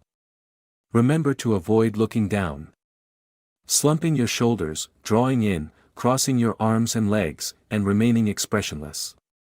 Just those few changes will go a long way in improving your feelings of confidence. Changing your body language takes awareness and practice. But research has proven that the changes are well worth the investment in time and energy. Your body language tells a story about you the minute you walk in the room. Be sure the protagonist of your story is seen as the confident hero, even if it's a fairy tale for a while. Eventually the tale will be true. Action steps. What kind of body language do you generally use? How are you using low-power poses or expressing yourself weakly through your body language? Practice some or all of the power poses outlined in this chapter for 2 minutes every day.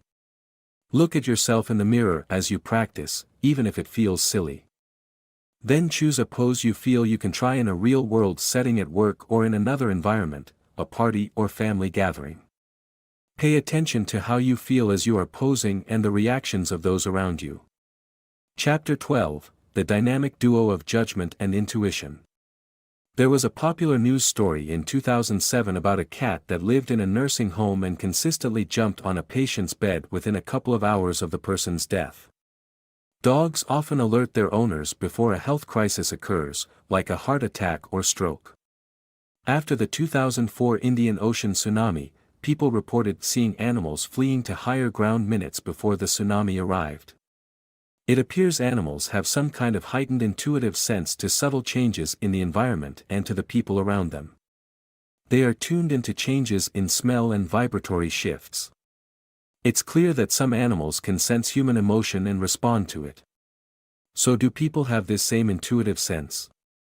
It seems we do.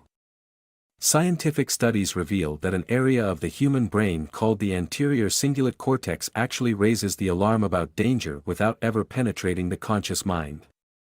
Human pheromones serve as chemical messengers that allow us to subtly communicate with others through our sense of smell. And we've all experienced the power of intuition in making decisions and choices in our lives. When logic, judgment, and intuition are combined, you have a powerful force for confidence. In fact, intuition seems to involve tapping into our logic and judgment very quickly.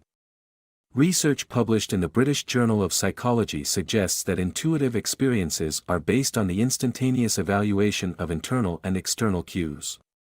Researchers concluded that intuition involves the brain quickly drawing on past experiences and external cues to make a decision on a non-conscious level.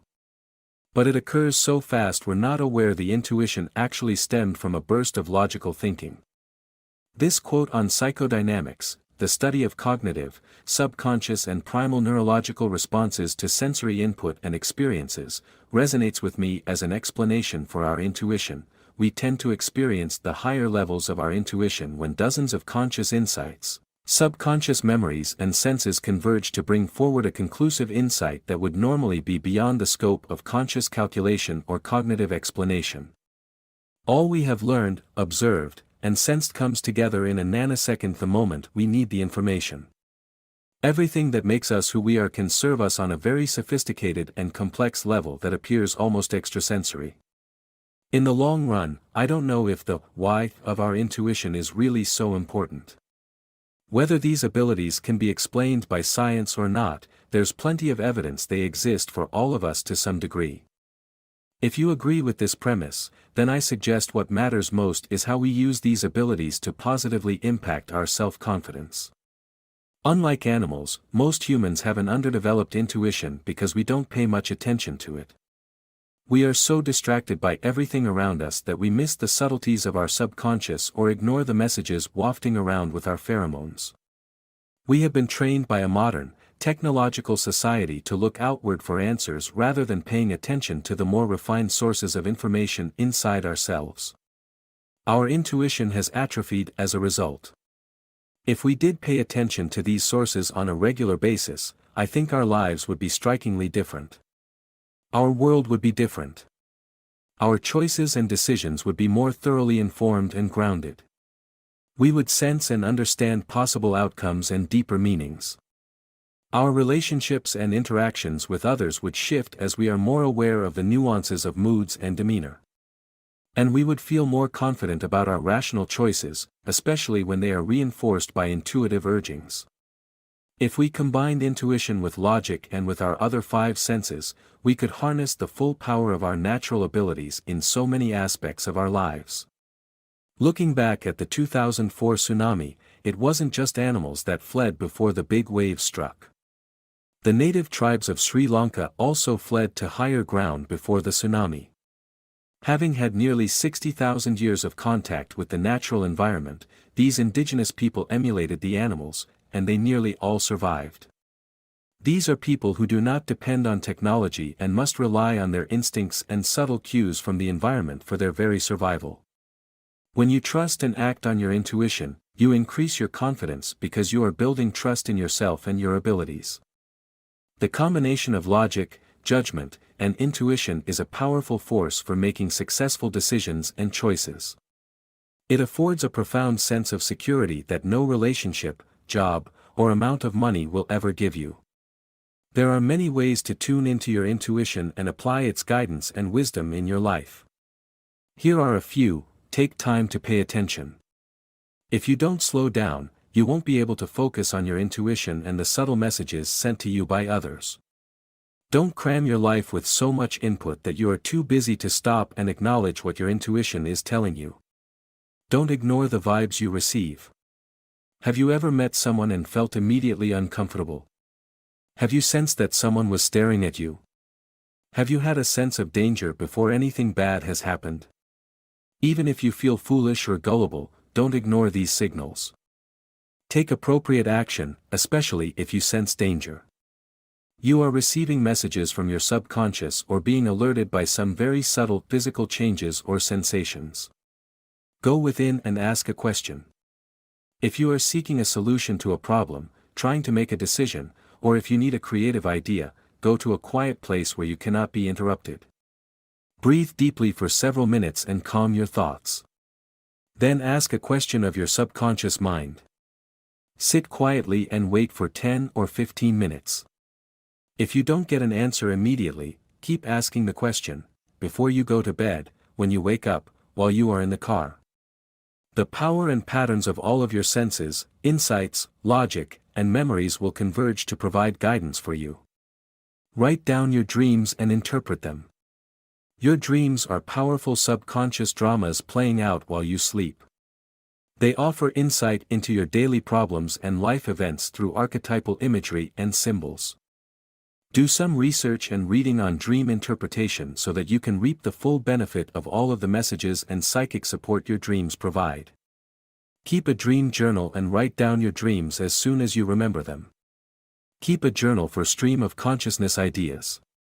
Writing is a very powerful way to tap into your subconscious and to strengthen your intuition. Keep a journal in which you write down thoughts that come to you without your specific focus or intention. I often start writing by first asking, what do I need to know today? You'd be amazed at what comes out on your paper. Don't analyze it while you're writing. Just write even if it seems nonsensical. Close the journal and then wait a day before you read it. As with dreams, this information might make more sense to you if you sit on it a while. Visualize and speak your intentions. Your subconscious mind, intuition and dreams regularly send messages to you. Try sending messages right back. Visualize what you want to accomplish or your end goal.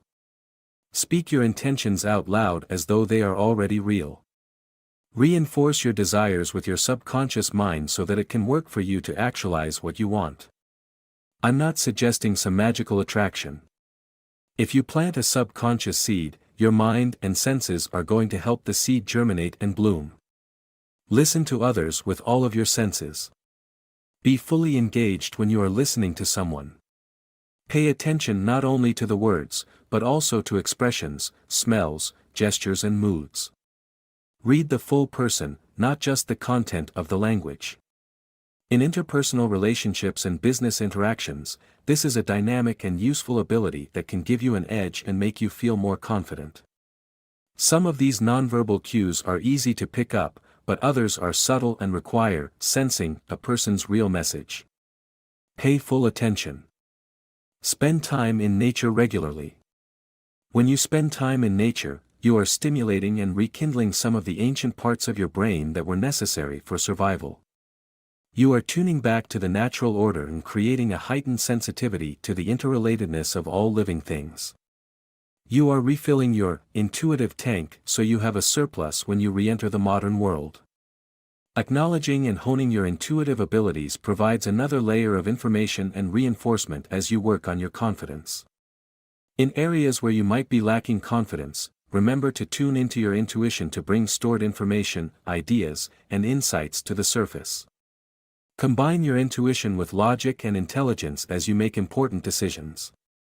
What should you do if intuition and logic are at odds? This scenario can undercut your self-confidence, but it doesn't have to. This is the time to seek reinforcements, phone a friend, talk to a mentor or counselor. And get a second or third opinion. Examine whether it's your lack of confidence causing the confusion or a real disparity between intuition and judgment. If it's a true disparity, seek feedback, do your research, examine your true desires, and then simply make a choice based on the information at hand. Confidence means you are willing to take an occasional leap of faith after using all the tools at your disposal. Action steps. In what areas of your life can you slow down, pay more attention, and listen more carefully, so you can acknowledge what your intuition is telling you? Are you currently seeking the answer to a problem, trying to make a decision, or looking for a creative solution? What questions can you ask your subconscious mind in order to gain clarity?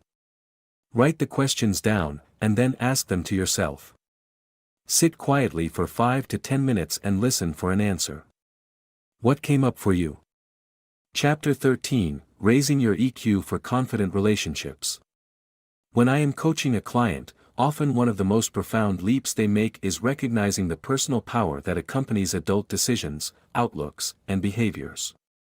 Sometimes a person is so entrenched in reactive behaviors, old hurts, and learned perceptions they don't realize they are trapped in a stage of childhood that limits their personal growth and hinders their relationships. Much has been written in popular psychology about the concept of embracing one's inner child. In this context, I'm referring to the therapeutic work, usually offered by mental health professionals, to help clients heal the emotional wounds and coping mechanisms that arise from adverse childhood experiences. This inner child work includes helping people face and heal unresolved grief and unmet needs from childhood. Often this grief takes the form of depression, controlling behaviors, anger, intimacy problems, and poor communication skills. Facing and healing these hurts is critical to becoming a fully functioning, healthy adult. Another big step toward becoming whole and healthy is embracing your inner adult. Sometimes we don't evolve into the grown-ups we are supposed to be because we've missed a stage in emotional development, or we simply didn't have appropriate role models or support systems. We don't understand or adopt appropriate adult behaviors and reactions. Consistent relationship difficulties are often a clue that one's inner adult is begging to be released. These relationship difficulties can include intimate relationships, as well as relationships with friends, coworkers, and family members. If a running theme of complaints has developed over the years about your behaviors, reactions, or decisions with people close to you, then you need to look at yourself realistically and begin to make some changes. In fact, everyone needs to take the pulse of their inner adult now and then to make sure he or she is alive and well. A good way to take this pulse is to understand your emotional intelligence quotient or EQ. Emotional intelligence, as defined by Wikipedia, is the ability to monitor one's own and other people's emotions, to discriminate between different emotions and label them appropriately, and to use emotional information to guide thinking and behavior. The concept has been around for a while, but was made popular in Daniel Goleman's best-selling book, Emotional Intelligence: Why It Can Matter More Than IQ. A person with a strong EQ regularly works on developing attitudes and behaviors in relation to himself and his environment which lift him past childishness and dependency. A person with a strong EQ is authentic, open, and willing to grow, learn, and accept her own flaws and mistakes. Emotional intelligence is the ability to recognize your emotions. Understand what they're telling you, and realize how your emotions affect people around you. When you seek to understand how others feel, this allows you to manage relationships more effectively and empathetically. According to Daniel Goleman's book, there are 5 major components of emotional intelligence skills. Self-awareness. People with high emotional intelligence are very self-aware. They've examined and understand their emotions, and don't let their feelings rule them. They understand the impact of their emotions on other people. They're also willing to take an honest look at themselves. They know their strengths and weaknesses and work on these areas so they can perform better. Many people believe that self-awareness is the most important part of emotional intelligence. Self-regulation. This is the ability to control emotions and impulses. People who self-regulate typically don't allow themselves to become too angry or jealous, and they don't make impulsive, careless decisions. They think before they act. Characteristics of self-regulation are thoughtfulness, comfort with change, integrity, and the ability to say no. Motivation. People with a high degree of emotional intelligence are usually motivated. They're willing to defer immediate results for long-term success. They're highly productive, love a challenge, and are very effective in whatever they do. Empathy. This is perhaps the second most important element of emotional intelligence. Empathy is the ability to identify with and understand the wants, needs, and viewpoints of those around you. People with empathy are good at recognizing the feelings of others, even when those feelings may not be obvious. As a result, empathetic people are usually excellent at managing relationships, listening, and relating to others. They avoid stereotyping and judging too quickly, and they live their lives in a very open, honest way. Social skills. It's usually easy to talk to and like people with good social skills, another sign of high emotional intelligence. Those with strong social skills are typically team players. Rather than focus on their own success first, they help others develop and shine. They can manage disputes, are excellent communicators, and are masters at building and maintaining relationships. The good news is that emotional intelligence can be taught and developed. Many books and tests are available to help you determine your current EQ and identify where you may need to do some work. You can also use these tips. 1. Observe how you react to people. Do you rush to judgment before you know all of the facts? Do you stereotype? Look honestly at how you think and interact with other people. Try to put yourself in their place, and be more open and accepting of their perspectives and needs. 2. Look at your work environment. Do you seek attention for your accomplishments? Humility can be a wonderful quality, and it doesn't mean that you're shy or lack self-confidence. When you practice humility, you can be quietly confident about your successes. Give others a chance to shine, put the focus on them, and don't worry too much about getting praise for yourself. 3. Do a self-evaluation. What are your weaknesses? Are you willing to accept that you're not perfect and that you could work on some areas to make yourself a better person? Have the courage to look at yourself honestly and make changes as a result of what you see. 4. Examine how you react to stressful situations. Do you become upset every time there's a delay or something doesn't happen the way you want? Do you blame others or become angry at them, even when it's not their fault? The ability to stay calm and in control in difficult situations is highly valued, in the business world and outside it. Keep your emotions under control when things go wrong. 5. Take responsibility for your actions. Have you recently hurt someone's feelings or offended someone? If so, apologize directly, don't ignore what you did or avoid the person.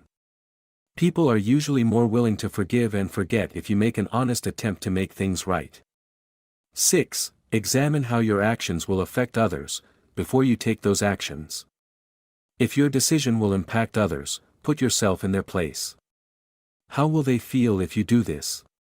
Would you want that experience? If you must take the action, how can you help others deal with the effects? As you develop your emotional intelligence, you will see how your self-confidence improves. You will naturally attract other people to you, and you will feel more empowered and in control of your reactions and emotions. The skills may not be natural at first, but continue to notice how you might be acting in ways that don't reflect a high EQ. Awareness is the first step toward change. Action steps. Review the 6 tips in this chapter, and answer the questions in writing listed in each tip. Consider specific actions you can take to improve your emotional intelligence. If you would like to find out more about your emotional intelligence quotient, you can take a free emotional intelligence test online. There are a variety of free tests available if you Google Free Emotional Intelligence Test. Chapter 14, The Financial Cost of Low Confidence. There is little doubt that low self-confidence can hinder your financial success. In fact, believing in yourself and your ability to be successful may be more important than other seemingly more influential factors such as family wealth, education, and demographics. If you were born into a well-educated, affluent family, you do have a financial advantage. But when you add the element of self-confidence in the mix, your ability to become financially successful increases dramatically. There are certainly significant advantages for children growing up with parents who are well-educated and work in professional occupations, but these advantages are especially profound when children are self-confident, says Dr. Timothy Judge in the Journal of Applied Psychology. However, lacking the silver spoon factor doesn't destine you to low confidence or prevent you from being financially successful. Confidence is such a decisive factor that people who come from blue-collar families and have confidence earn approximately $7,000 more a year than those from the same social class who lack confidence. Likewise, people from the professional classes who have confidence earn approximately $28,000 more than people without confidence. In light of popular beliefs that kids from middle and upper-class families have it made, it is surprising to see what little positive impact socioeconomic status has in the absence of self-esteem, says Dr. Judge. Research reveals that people with a positive attitude who believe in themselves and their ability to succeed have more ambitious goals, leading to higher incomes. Even when they encounter adversity, they're not as likely to internalize it or allow it to impact their success. However, people with low self-confidence often engage in subconscious behaviors that undermine their success, making them less likely to ask for or get promotions, raises and even jobs. And unfortunately, bosses, clients, and customers make assumptions about people who exhibit behaviors of low confidence. Those with low confidence are less likely to speak up in meetings or to take on challenging tasks, which can lead superiors to believe they are ineffective, lazy, or lacking intelligence. The bottom line is this: having self-confidence pays. Whether you're a lawyer or a bricklayer, if you have confidence, you're much more likely to make a better income than those with low confidence. Knowing this fact might initially make you feel worse about your financial future, but remember, you are reading this book to work on your confidence. For every incremental amount you improve your self-confidence, you're overcoming obstacles to your financial success. You're empowering yourself to feel good about your abilities, to take risks, to ask for the job or the raise, to speak up in meetings. Just one confident action could win you the account, give you a salary jump, or snare that small business loan. An accumulation of these actions will make a profound impact on your financial future. Of course, self-confidence further affords the motivation to manage your money effectively, to make wise financial decisions, to go after additional training or education, and to set realistic yet challenging financial goals. There are some practical techniques for dealing with confidence barriers to your financial success which you can implement on a daily basis before work, before you ask for a raise or try to close a deal, or simply when you are feeling low confidence. Exercise. The effects of exercise on your confidence are so overwhelming it can't be understated. During exercise, your body releases endorphins that give you a boost of energy and positive feelings. Simply the accomplishment of completing an exercise routine will give you a boost of confidence you can carry with you throughout the day. Appearance. I've mentioned this in previous chapters and want to re-emphasize the dramatic effect your appearance and your feelings about your appearance can have on your confidence level. Especially if you work around other people, take the steps to assess and improve your appearance in realistic ways. Update your wardrobe, take care of your teeth and hair, and maintain a healthy weight. Whether or not we like it, others judge us and our abilities by our appearance. When your appearance is in sync with how you want people to view you, confidence will follow. Body language. Remember, people with powerful body language feel more confident. Even if you fake the power poses mentioned previously, they will trick your brain into having confident feelings. Timid body language tends to limit feelings of confidence. Practice. Whenever you see the opportunity to increase your financial success, take action. You won't get the raise unless you ask for it. You won't snag the better position unless you negotiate. The worst that could happen is getting a no. A no doesn't mean you aren't worth it, you aren't good enough, or they don't like you. A no is an invitation to try again more creatively, or its reflection of a legitimate reason for not this time. Define. Define what financial success means to you. You may have a salary number in mind, or it may be a lifestyle you desire that requires a certain level of income. Define what that is and write it down. Then think of everything you need to do to reach that salary or income level. Consider every possible practical action required to move you closer to that level in the next year. Keep that income posted where you can see it every day to motivate you toward action. As you continue to work on your confidence, it's likely you will see a direct correlation between your increased confidence and your level of income. Let that knowledge inspire and motivate you to continue to take small manageable actions to push past your comfort zone and challenge yourself for greater financial success. Action steps. How do you think your work superiors, peers, and clients view your level of self-confidence? Can you think of specific ways your lack of confidence has impacted your financial success? What specific actions are you willing to take to improve your confidence on the job, to get additional training or education you might need for your work, to change limiting work circumstances you can't control, and to become adept at managing money? Chapter 15, Practice and Present Moment Awareness. When I was a child, I took both piano lessons and violin lessons. The idea of being a proficient pianist or violinist was very appealing. I remember getting my violin and showing it to all of my friends. It sat in a green velvet-lined case, gleaming and smelling of rosin, like a beautiful, untouchable artifact in a museum. My friends looked at it with awe, and I felt proud, even though I hadn't had my first lesson. I didn't comprehend when I began my lessons with both instruments that simply owning a piano or violin didn't guarantee my proficiency or confidence as a musician. I understood I had to take lessons. I didn't understand how much practice was involved. Practice felt like work, like the drudgery you had to endure in order to arrive at Carnegie Hall one day. As Malcolm Gladwell reminds in the book Outliers, The Story of Success, it takes 10,000 hours of practice to become a world-class expert at something. It certainly takes thousands of hours over time simply to become proficient. Practice is not only an essential ingredient in proficiency. It is the bricks and mortar of self-confidence. If you want to write, you practice writing. If you want to be an artist, you practice your art. If you want to be a lawyer, you practice law. If you want to serve, you practice serving.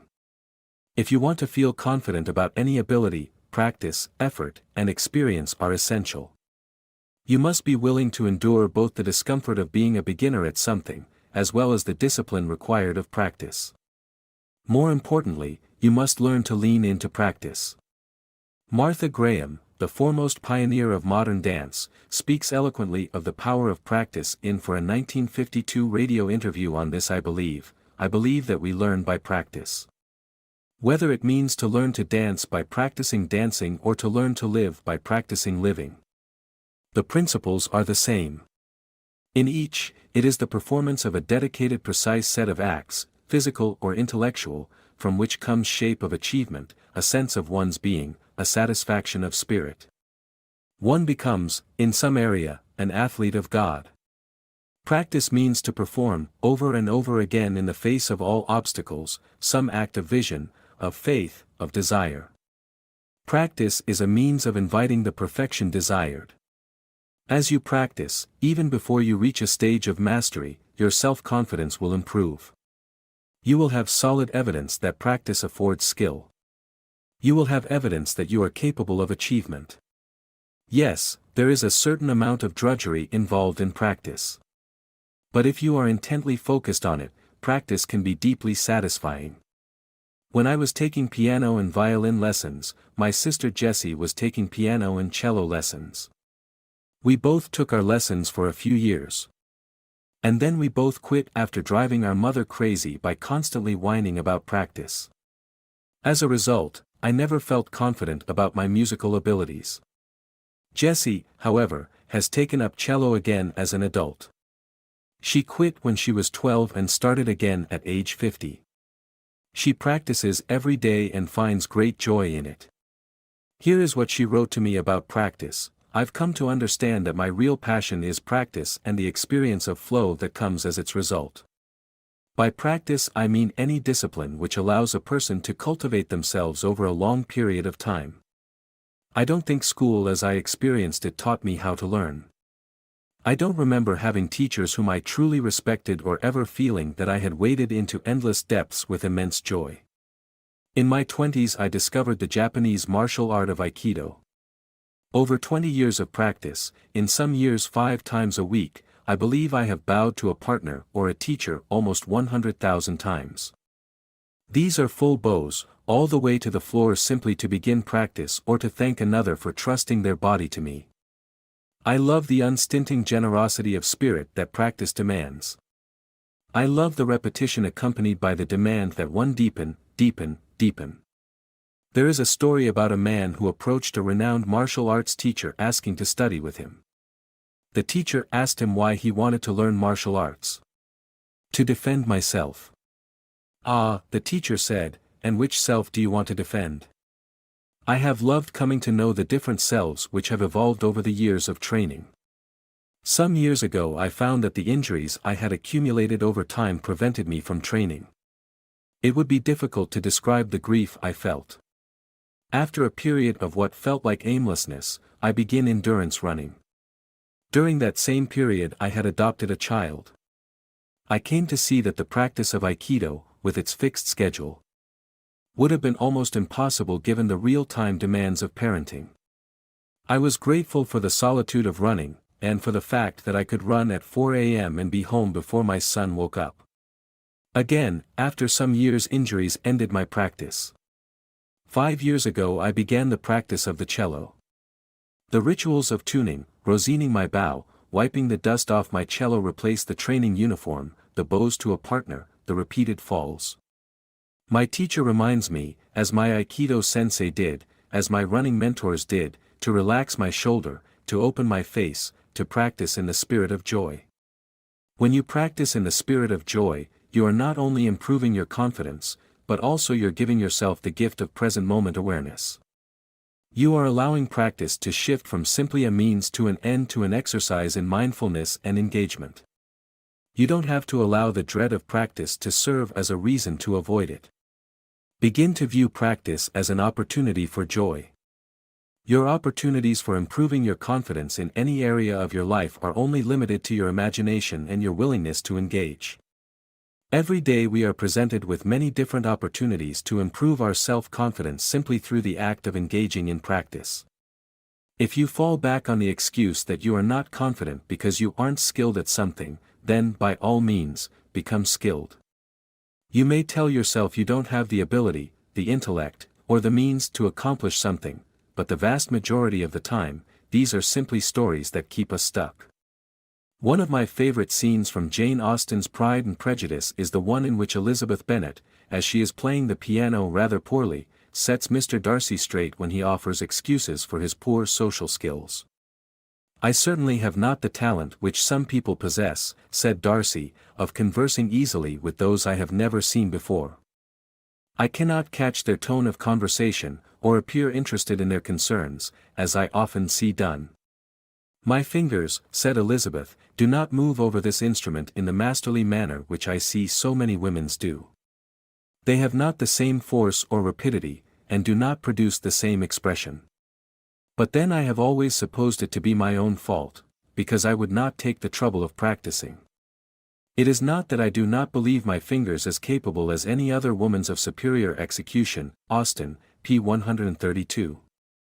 Ms. Bennet may not feel confident in her musical skills, but she does have the confidence and self-awareness to know she isn't lacking the ability, only the discipline. If you find yourself lacking confidence in a particular area of your life, perhaps it has less to do with your general abilities and more to do with an unwillingness to put in the time and effort necessary to become proficient. If your lack of self-confidence has undermined your motivation to expend time and effort, remember that motivation and confidence increase with every effort you make toward practice. You don't need motivation or confidence to begin. Start small. Invest just a little time every day, but remain consistent. As you feel your motivation and engagement increase, begin to add more practice time. Whatever it is you want to achieve, just start doing that thing. Do it over and over until you get better and better. Before too long, you will see how practice leads to a joyful confidence not only in your achievement, but also in your day-to-day efforts toward mastery. Action steps. Are any of your confidence challenges related to a pursuit or activity in which you lack proficiency or skill? Are you willing to take the time to become more skilled and proficient? What kind of commitment are you willing to make to yourself in order to practice or work on one or more of these pursuits? Chapter 16, Confident Decision-Making and Problem-Solving. As you work on rebuilding your confidence, there's no better place to hone your skills than learning to make decisions and solving the inevitable problems life throws your way. When you lack confidence, you feel paralyzed. You don't trust yourself or believe you have what it takes to make the right choices or to handle difficulties properly. Every decision or problem is excruciating because you aren't assured you have the judgment, knowledge, or discernment to take action. So you simply do nothing and allow events to play out on their own, often with disappointing or even harmful consequences. It's critically important to your confidence work that you learn to act in spite of your fears and doubts, rather than remaining stuck in inertia. As Teddy Roosevelt once said, in any moment of decision, the best thing you can do is the right thing. The next best thing is the wrong thing, and the worst thing you can do is nothing. Why is doing nothing the worst thing you can do? Because inaction not only allows problems and decisions to remain unaddressed, but also it further deflates your confidence and makes you feel powerless. By practicing the skills of making decisions and solving problems in small and manageable situations, you can begin to feel comfortable with the process. There are two parts to improving your confidence by working on decision-making and problem-solving. First, there are the emotional aspects, overcoming or managing the fearful and uncomfortable feelings that arise when you are faced with a decision or problem. Secondly, there's the logical and intellectual process you must follow when preparing to act on a decision or problem. Learning the latter will help you with the former. As you rely on your logic, judgment, and time-tested processes for evaluating problems and choices, you'll feel more secure that you're taking correct action with whatever situation arises in your life. With practice, you'll become increasingly adept at dealing with problems and decisions, and even when situations don't turn out as you might hope, you'll feel confident you did your best, and that you have the courage to take action in the future. Here are some steps to take before you make any large or small decisions. 1. Define your values and personal operating system before you are faced with decisions. This should be the foundation and reference point for every decision you make. In your deepest dreams, how do you envision your life in all areas: career, relationships, finances, lifestyle, etc.? What core values does your vision reflect or support? Be sure you write down your personal operating system and the values that define it, and refine these over time as necessary. Then when a big decision comes along, you can use these as a guide. Look at the various outcomes of each side of the decision. Does one outcome move you closer to your vision? If you deviate too far from your vision, you'll eventually experience pain and regret. Evaluate your choices based on your vision. Which one is in closest alignment with it? 2. Evaluate the pros and cons. Consider the possible positive and negative outcomes of your decision. Write down a list of pros and cons for each possible alternative. Then prioritize these points with the most important considerations at the top of the list. What are the possible implications of the cons? Do they outweigh the pros? Can you live with the potential negative fallout or consequences? What could you do to mitigate the fallout? If you have a big decision that involves many smaller decisions, follow this pros and cons process for each of these decisions. 3. Seek guidance and feedback. Carefully select 2 or 3 trusted friends or advisors whose opinion and judgment you value. Tell them about your personal operating system, show them your list of pros and cons, and ask for their input about your decision. Someone who is distanced from the turmoil of the decision and has a different perspective can help you see things in a clearer light. A personal coach or counselor also can help you gain clarity around your decision by asking you pointed questions related to your motivations, feelings, and desires. The point here is not to rely totally on the advice of others, but to use it in the mix of the decision-making process. 4. Take time for reflection. Allow yourself a few days to sit on the information you have gathered and the ideas that have come up. Visualize yourself in each possible outcome of the decision, thinking about the possible positive and negative implications of each. What feels like the best decision? What does your intuition tell you when you visualize all possible outcomes? 5. Set a reasonable and public deadline. After you've gone through this decision-making process, you must take action. Set a reasonable deadline for yourself and announce it publicly. Even if you aren't completely certain, make a decision. It is rare when you feel 100% sure about any decision, so expect ambiguous feelings. Once you have done the work, honored your vision, examined the pros and cons, and sought guidance, make your choice, take the leap and don't look back. There are millions of paths we can take in a lifetime, all leading to different opportunities and potential consequences. You won't have a guarantee, but you don't need one. Uncertainty is part of the adventure of life. Problem solving. Problem solving is very similar to decision making but is usually more complex. When you encounter a problem in life or work, often there are other people involved and many possible scenarios to consider. The most important first step in problem solving is temporarily stepping out of the emotions involved, whether it's fear, anger, disappointment, or frustration, and approaching the problem analytically. You can always revisit the emotions, but allow yourself a break from them so you have a clear head. Here is a very simple 5-step process when you are faced with a problem. 1. Define the problem. This seems intuitive, but in the cloud of our emotions, we want to be sure we know what we're dealing with. Identify the problem as specifically as possible, evaluating the present situation and determining how it differs from the desired outcome or state. 2. Analyze the problem. Analyzing involves learning as much as you can about the problem. It may be necessary to look beyond the obvious, surface situation to stretch your imagination and see a variety of possibilities and implications. You don't want a knee-jerk reaction before you really understand what you're dealing with. 3. Develop possible solutions. Identify a wide range of possible solutions through brainstorming with others, thinking about ways you've dealt with similar problems, and even researching how others have dealt with this problem. 4. Evaluate each solution. Weigh the pros and cons of each solution as outlined with decision making.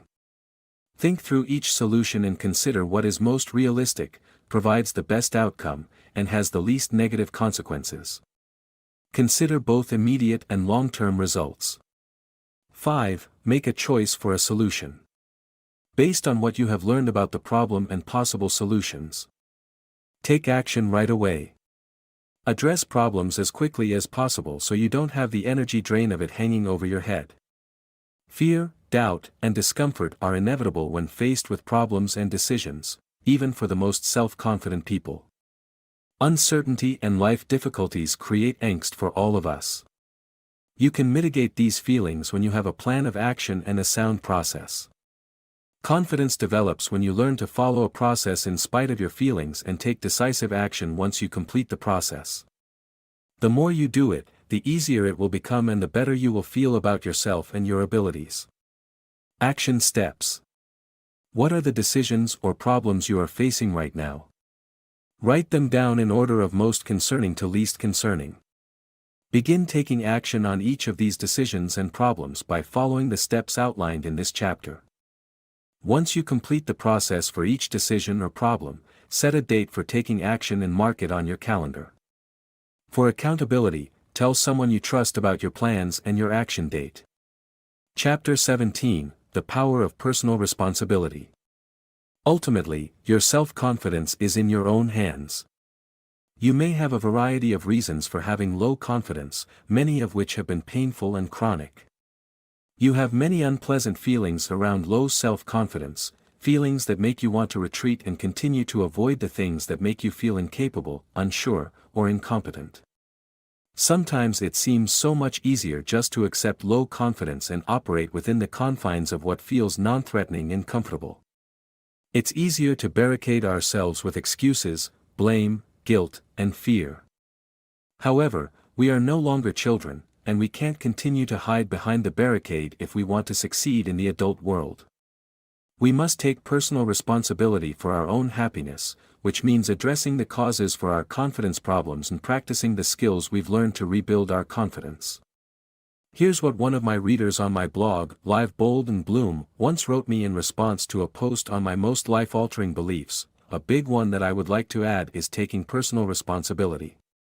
For years I thought I understood this but really didn't. I didn't want to admit it, but I did a lot of blaming. At a very low point in my life when I felt that nothing I did was working, I used to be a control freak too, I felt like I gave up. In hindsight, I realized that I didn't give up. I just decided to accept everything and everyone the way they were. I let my feelings be known and accepted whatever came next. Now I take full responsibility for my actions and my circumstances. When things aren't the way I would like them to be, I look at how I got myself into the situation and how I can get myself out. I apologize more. I feel more open and compassionate of others. Things are easier, and I'm a lot happier. This reader's attitude reflects a huge leap in her emotional maturity and self-confidence. She no longer blames, goes belly up, or accepts whatever life throws at her. She has empowered herself. The essence of self-empowerment is personal responsibility, taking full and complete control and accountability for your own life and circumstances. This is both liberating and scary. It's liberating because taking full responsibility for your life means you make your own choices and decisions, live according to your own personal operating system and values, are free from the anxiety of living up to the expectations of others. Experience the joy of being authentically yourself. But it's frightening because you can no longer blame others for your failures and disappointments. No, you must step up to your potential, can't cling to childish, dependent security from others, have to let go of the old you, even if that person was holding you back. However, as you empower yourself through personal responsibility, those fears begin to dissipate.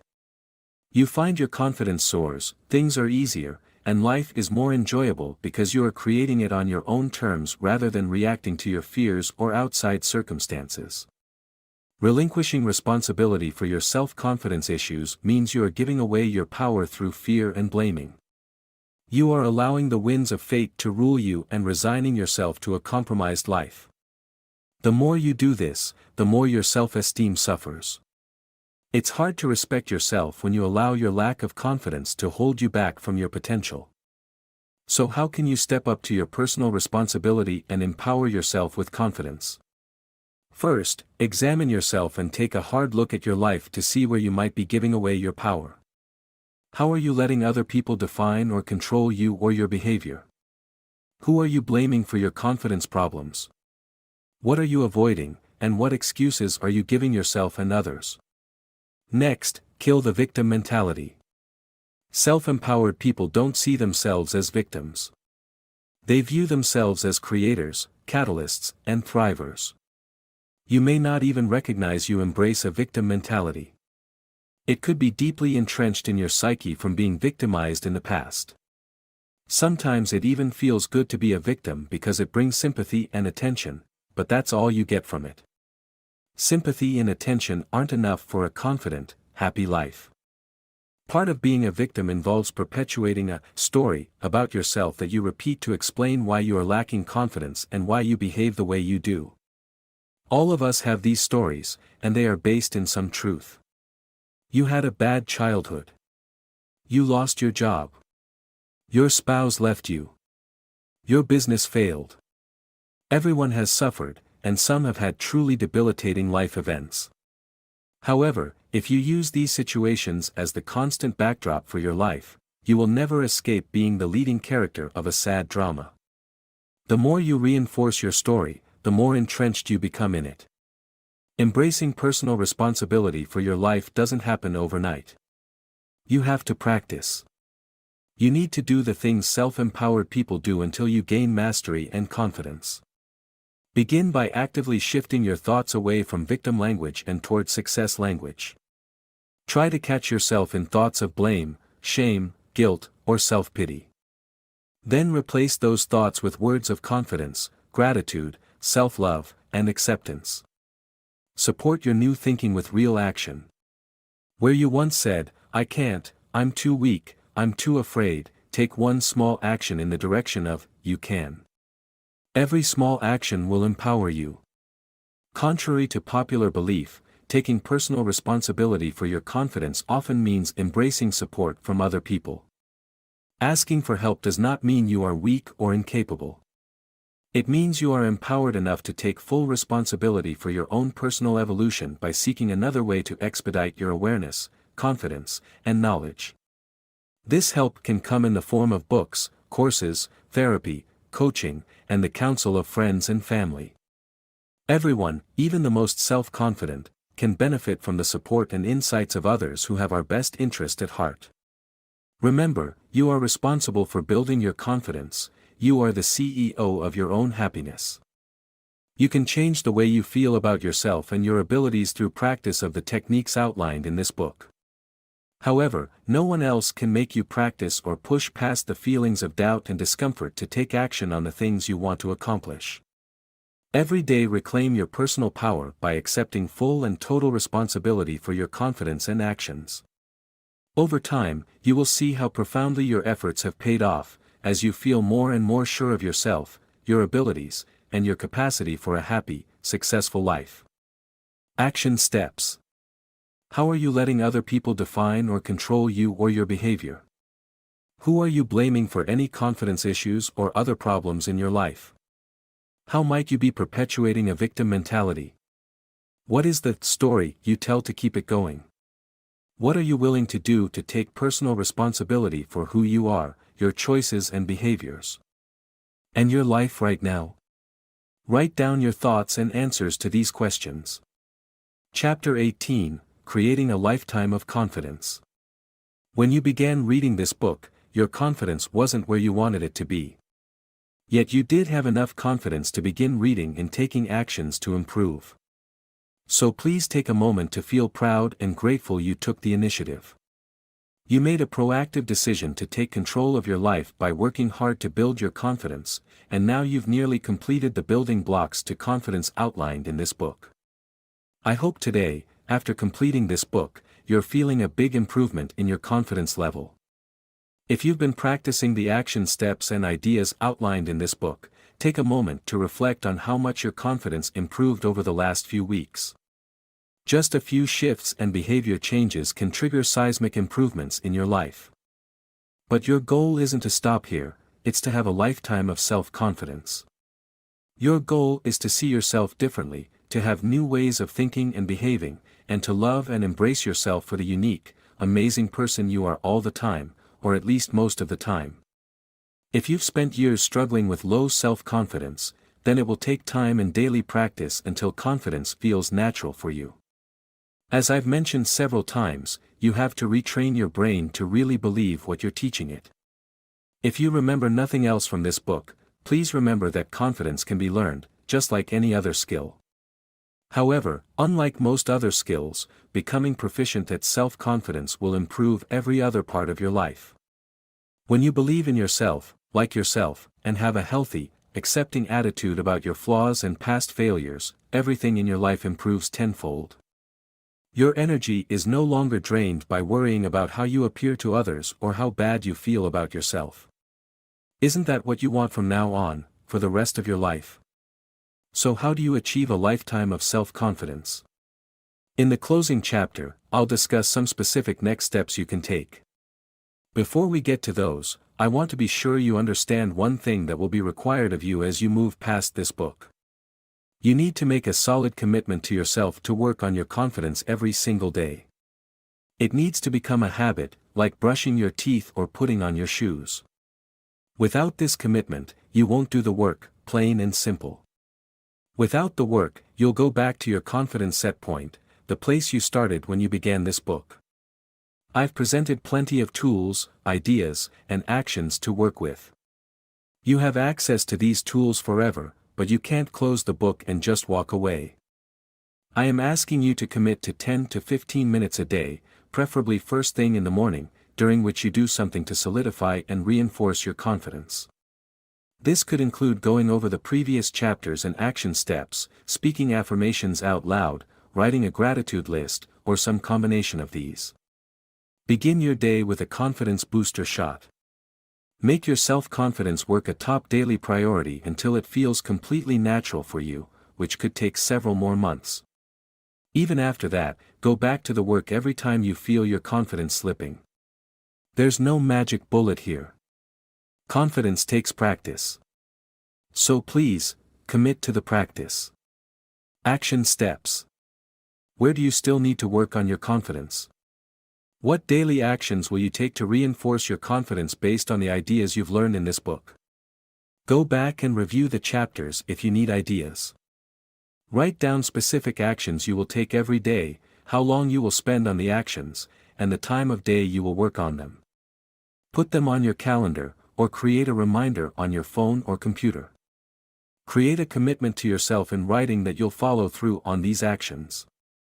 Sign the commitment, show it to your family and friends, and post it where you can see it daily. Conclusion and next steps.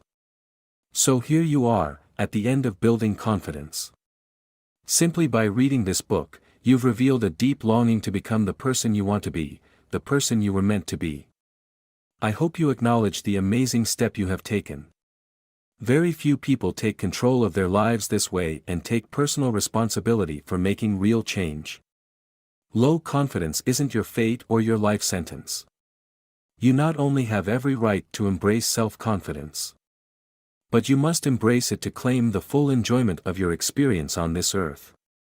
Now you have the tools to work with and the knowledge to empower you. Now you see yourself more clearly, what's been holding you back and how to move forward. Days or weeks after you finish this book, it will be easy to slip back into old routines and old ways of thinking. Your automatic responses to life's difficulties or fearful situations will try to creep back in. You've spent years building these responses but just a short time trying to undo them. You'll need to maintain your commitment to practicing the new skills you have learned and the new ways of thinking you've adopted. Continue with small confidence-building goals until your confidence is at a level to tackle more challenging goals. Over time, the self-confidence mindset will be your new fallback position. You will see that life ebbs and flows, with good times and disappointments, but your confidence remains steady. I would like to leave you with a few reminders and next steps as you continue on your journey towards self-confidence. Remember, rarely are your beliefs about yourself the truth, the whole truth, or nothing but the truth. Challenge your negative beliefs with evidence to the contrary and substitute old beliefs with new, positive thoughts. Recognize that you are not alone. Everyone has suffered or still suffers from self-confidence issues. Self-confident people are those who have taken enough actions in spite of fear so that fear no longer has a hold on them. Play to your strengths. Acknowledge them and be grateful for them. Work on your weaknesses, but view them as small children who need your love and understanding, not shaming. Everyone has areas of strength and weakness. Some people just tend to focus on one or the other. Acknowledge the role that past events or wounds have played in your current life experience. But don't dwell there. Do the work required to heal from trauma, but keep focused on the reality of right now, as well as the goals you want to achieve. If depression or anxiety prevent you from taking action, make getting better your first priority. Go to the doctor and/or a counselor. Don't put this off. You can't grow into a self-confident person if you are constantly feeling depressed. If you suffer from approval addiction, go back over Chapter 7 on people-pleasing, and keep working to detach from the need to please. When you approve of yourself, others, who matter, will be naturally drawn to you.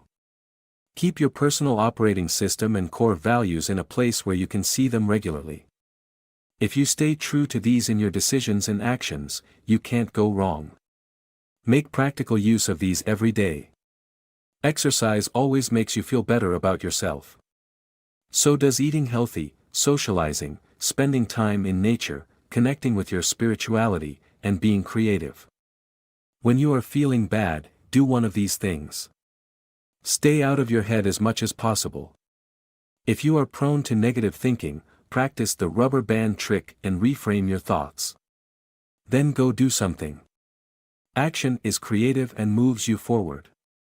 If you want to feel confident about a skill, practice, practice, practice. Nothing helps confidence like mastery and accomplishment. Revisit the strategies in this book every day, until its self-confidence feels natural for you. Keep notes or a journal about your goals, actions, and accomplishments toward confidence. Remind yourself of what you have accomplished and what you want to work on. Keep this book as a lifetime tool to help you stay on the self-confidence track. Finally, remind yourself of how many days you have left if you live to age 90. Go on, add them up. It is a finite number, and one day you will reach the last number. How many of those precious days do you want to give away to self-doubt, anxiety, and fear? How long will you hold yourself back? Every day, Mentally place your fears and doubts in a box and put them up on a shelf. Then create each and every day exactly the way you want it, without the presence of fear and doubt. One day you'll revisit this box and discover it's empty. Your doubts and fears have disappeared because you were too busy living a confident life. Thank you so much for joining me on this confidence-building journey. You have something vital and beautiful to offer the world, your community, your friends and family. It was my pleasure to support you on this path and help you embrace the amazing, confident person you are.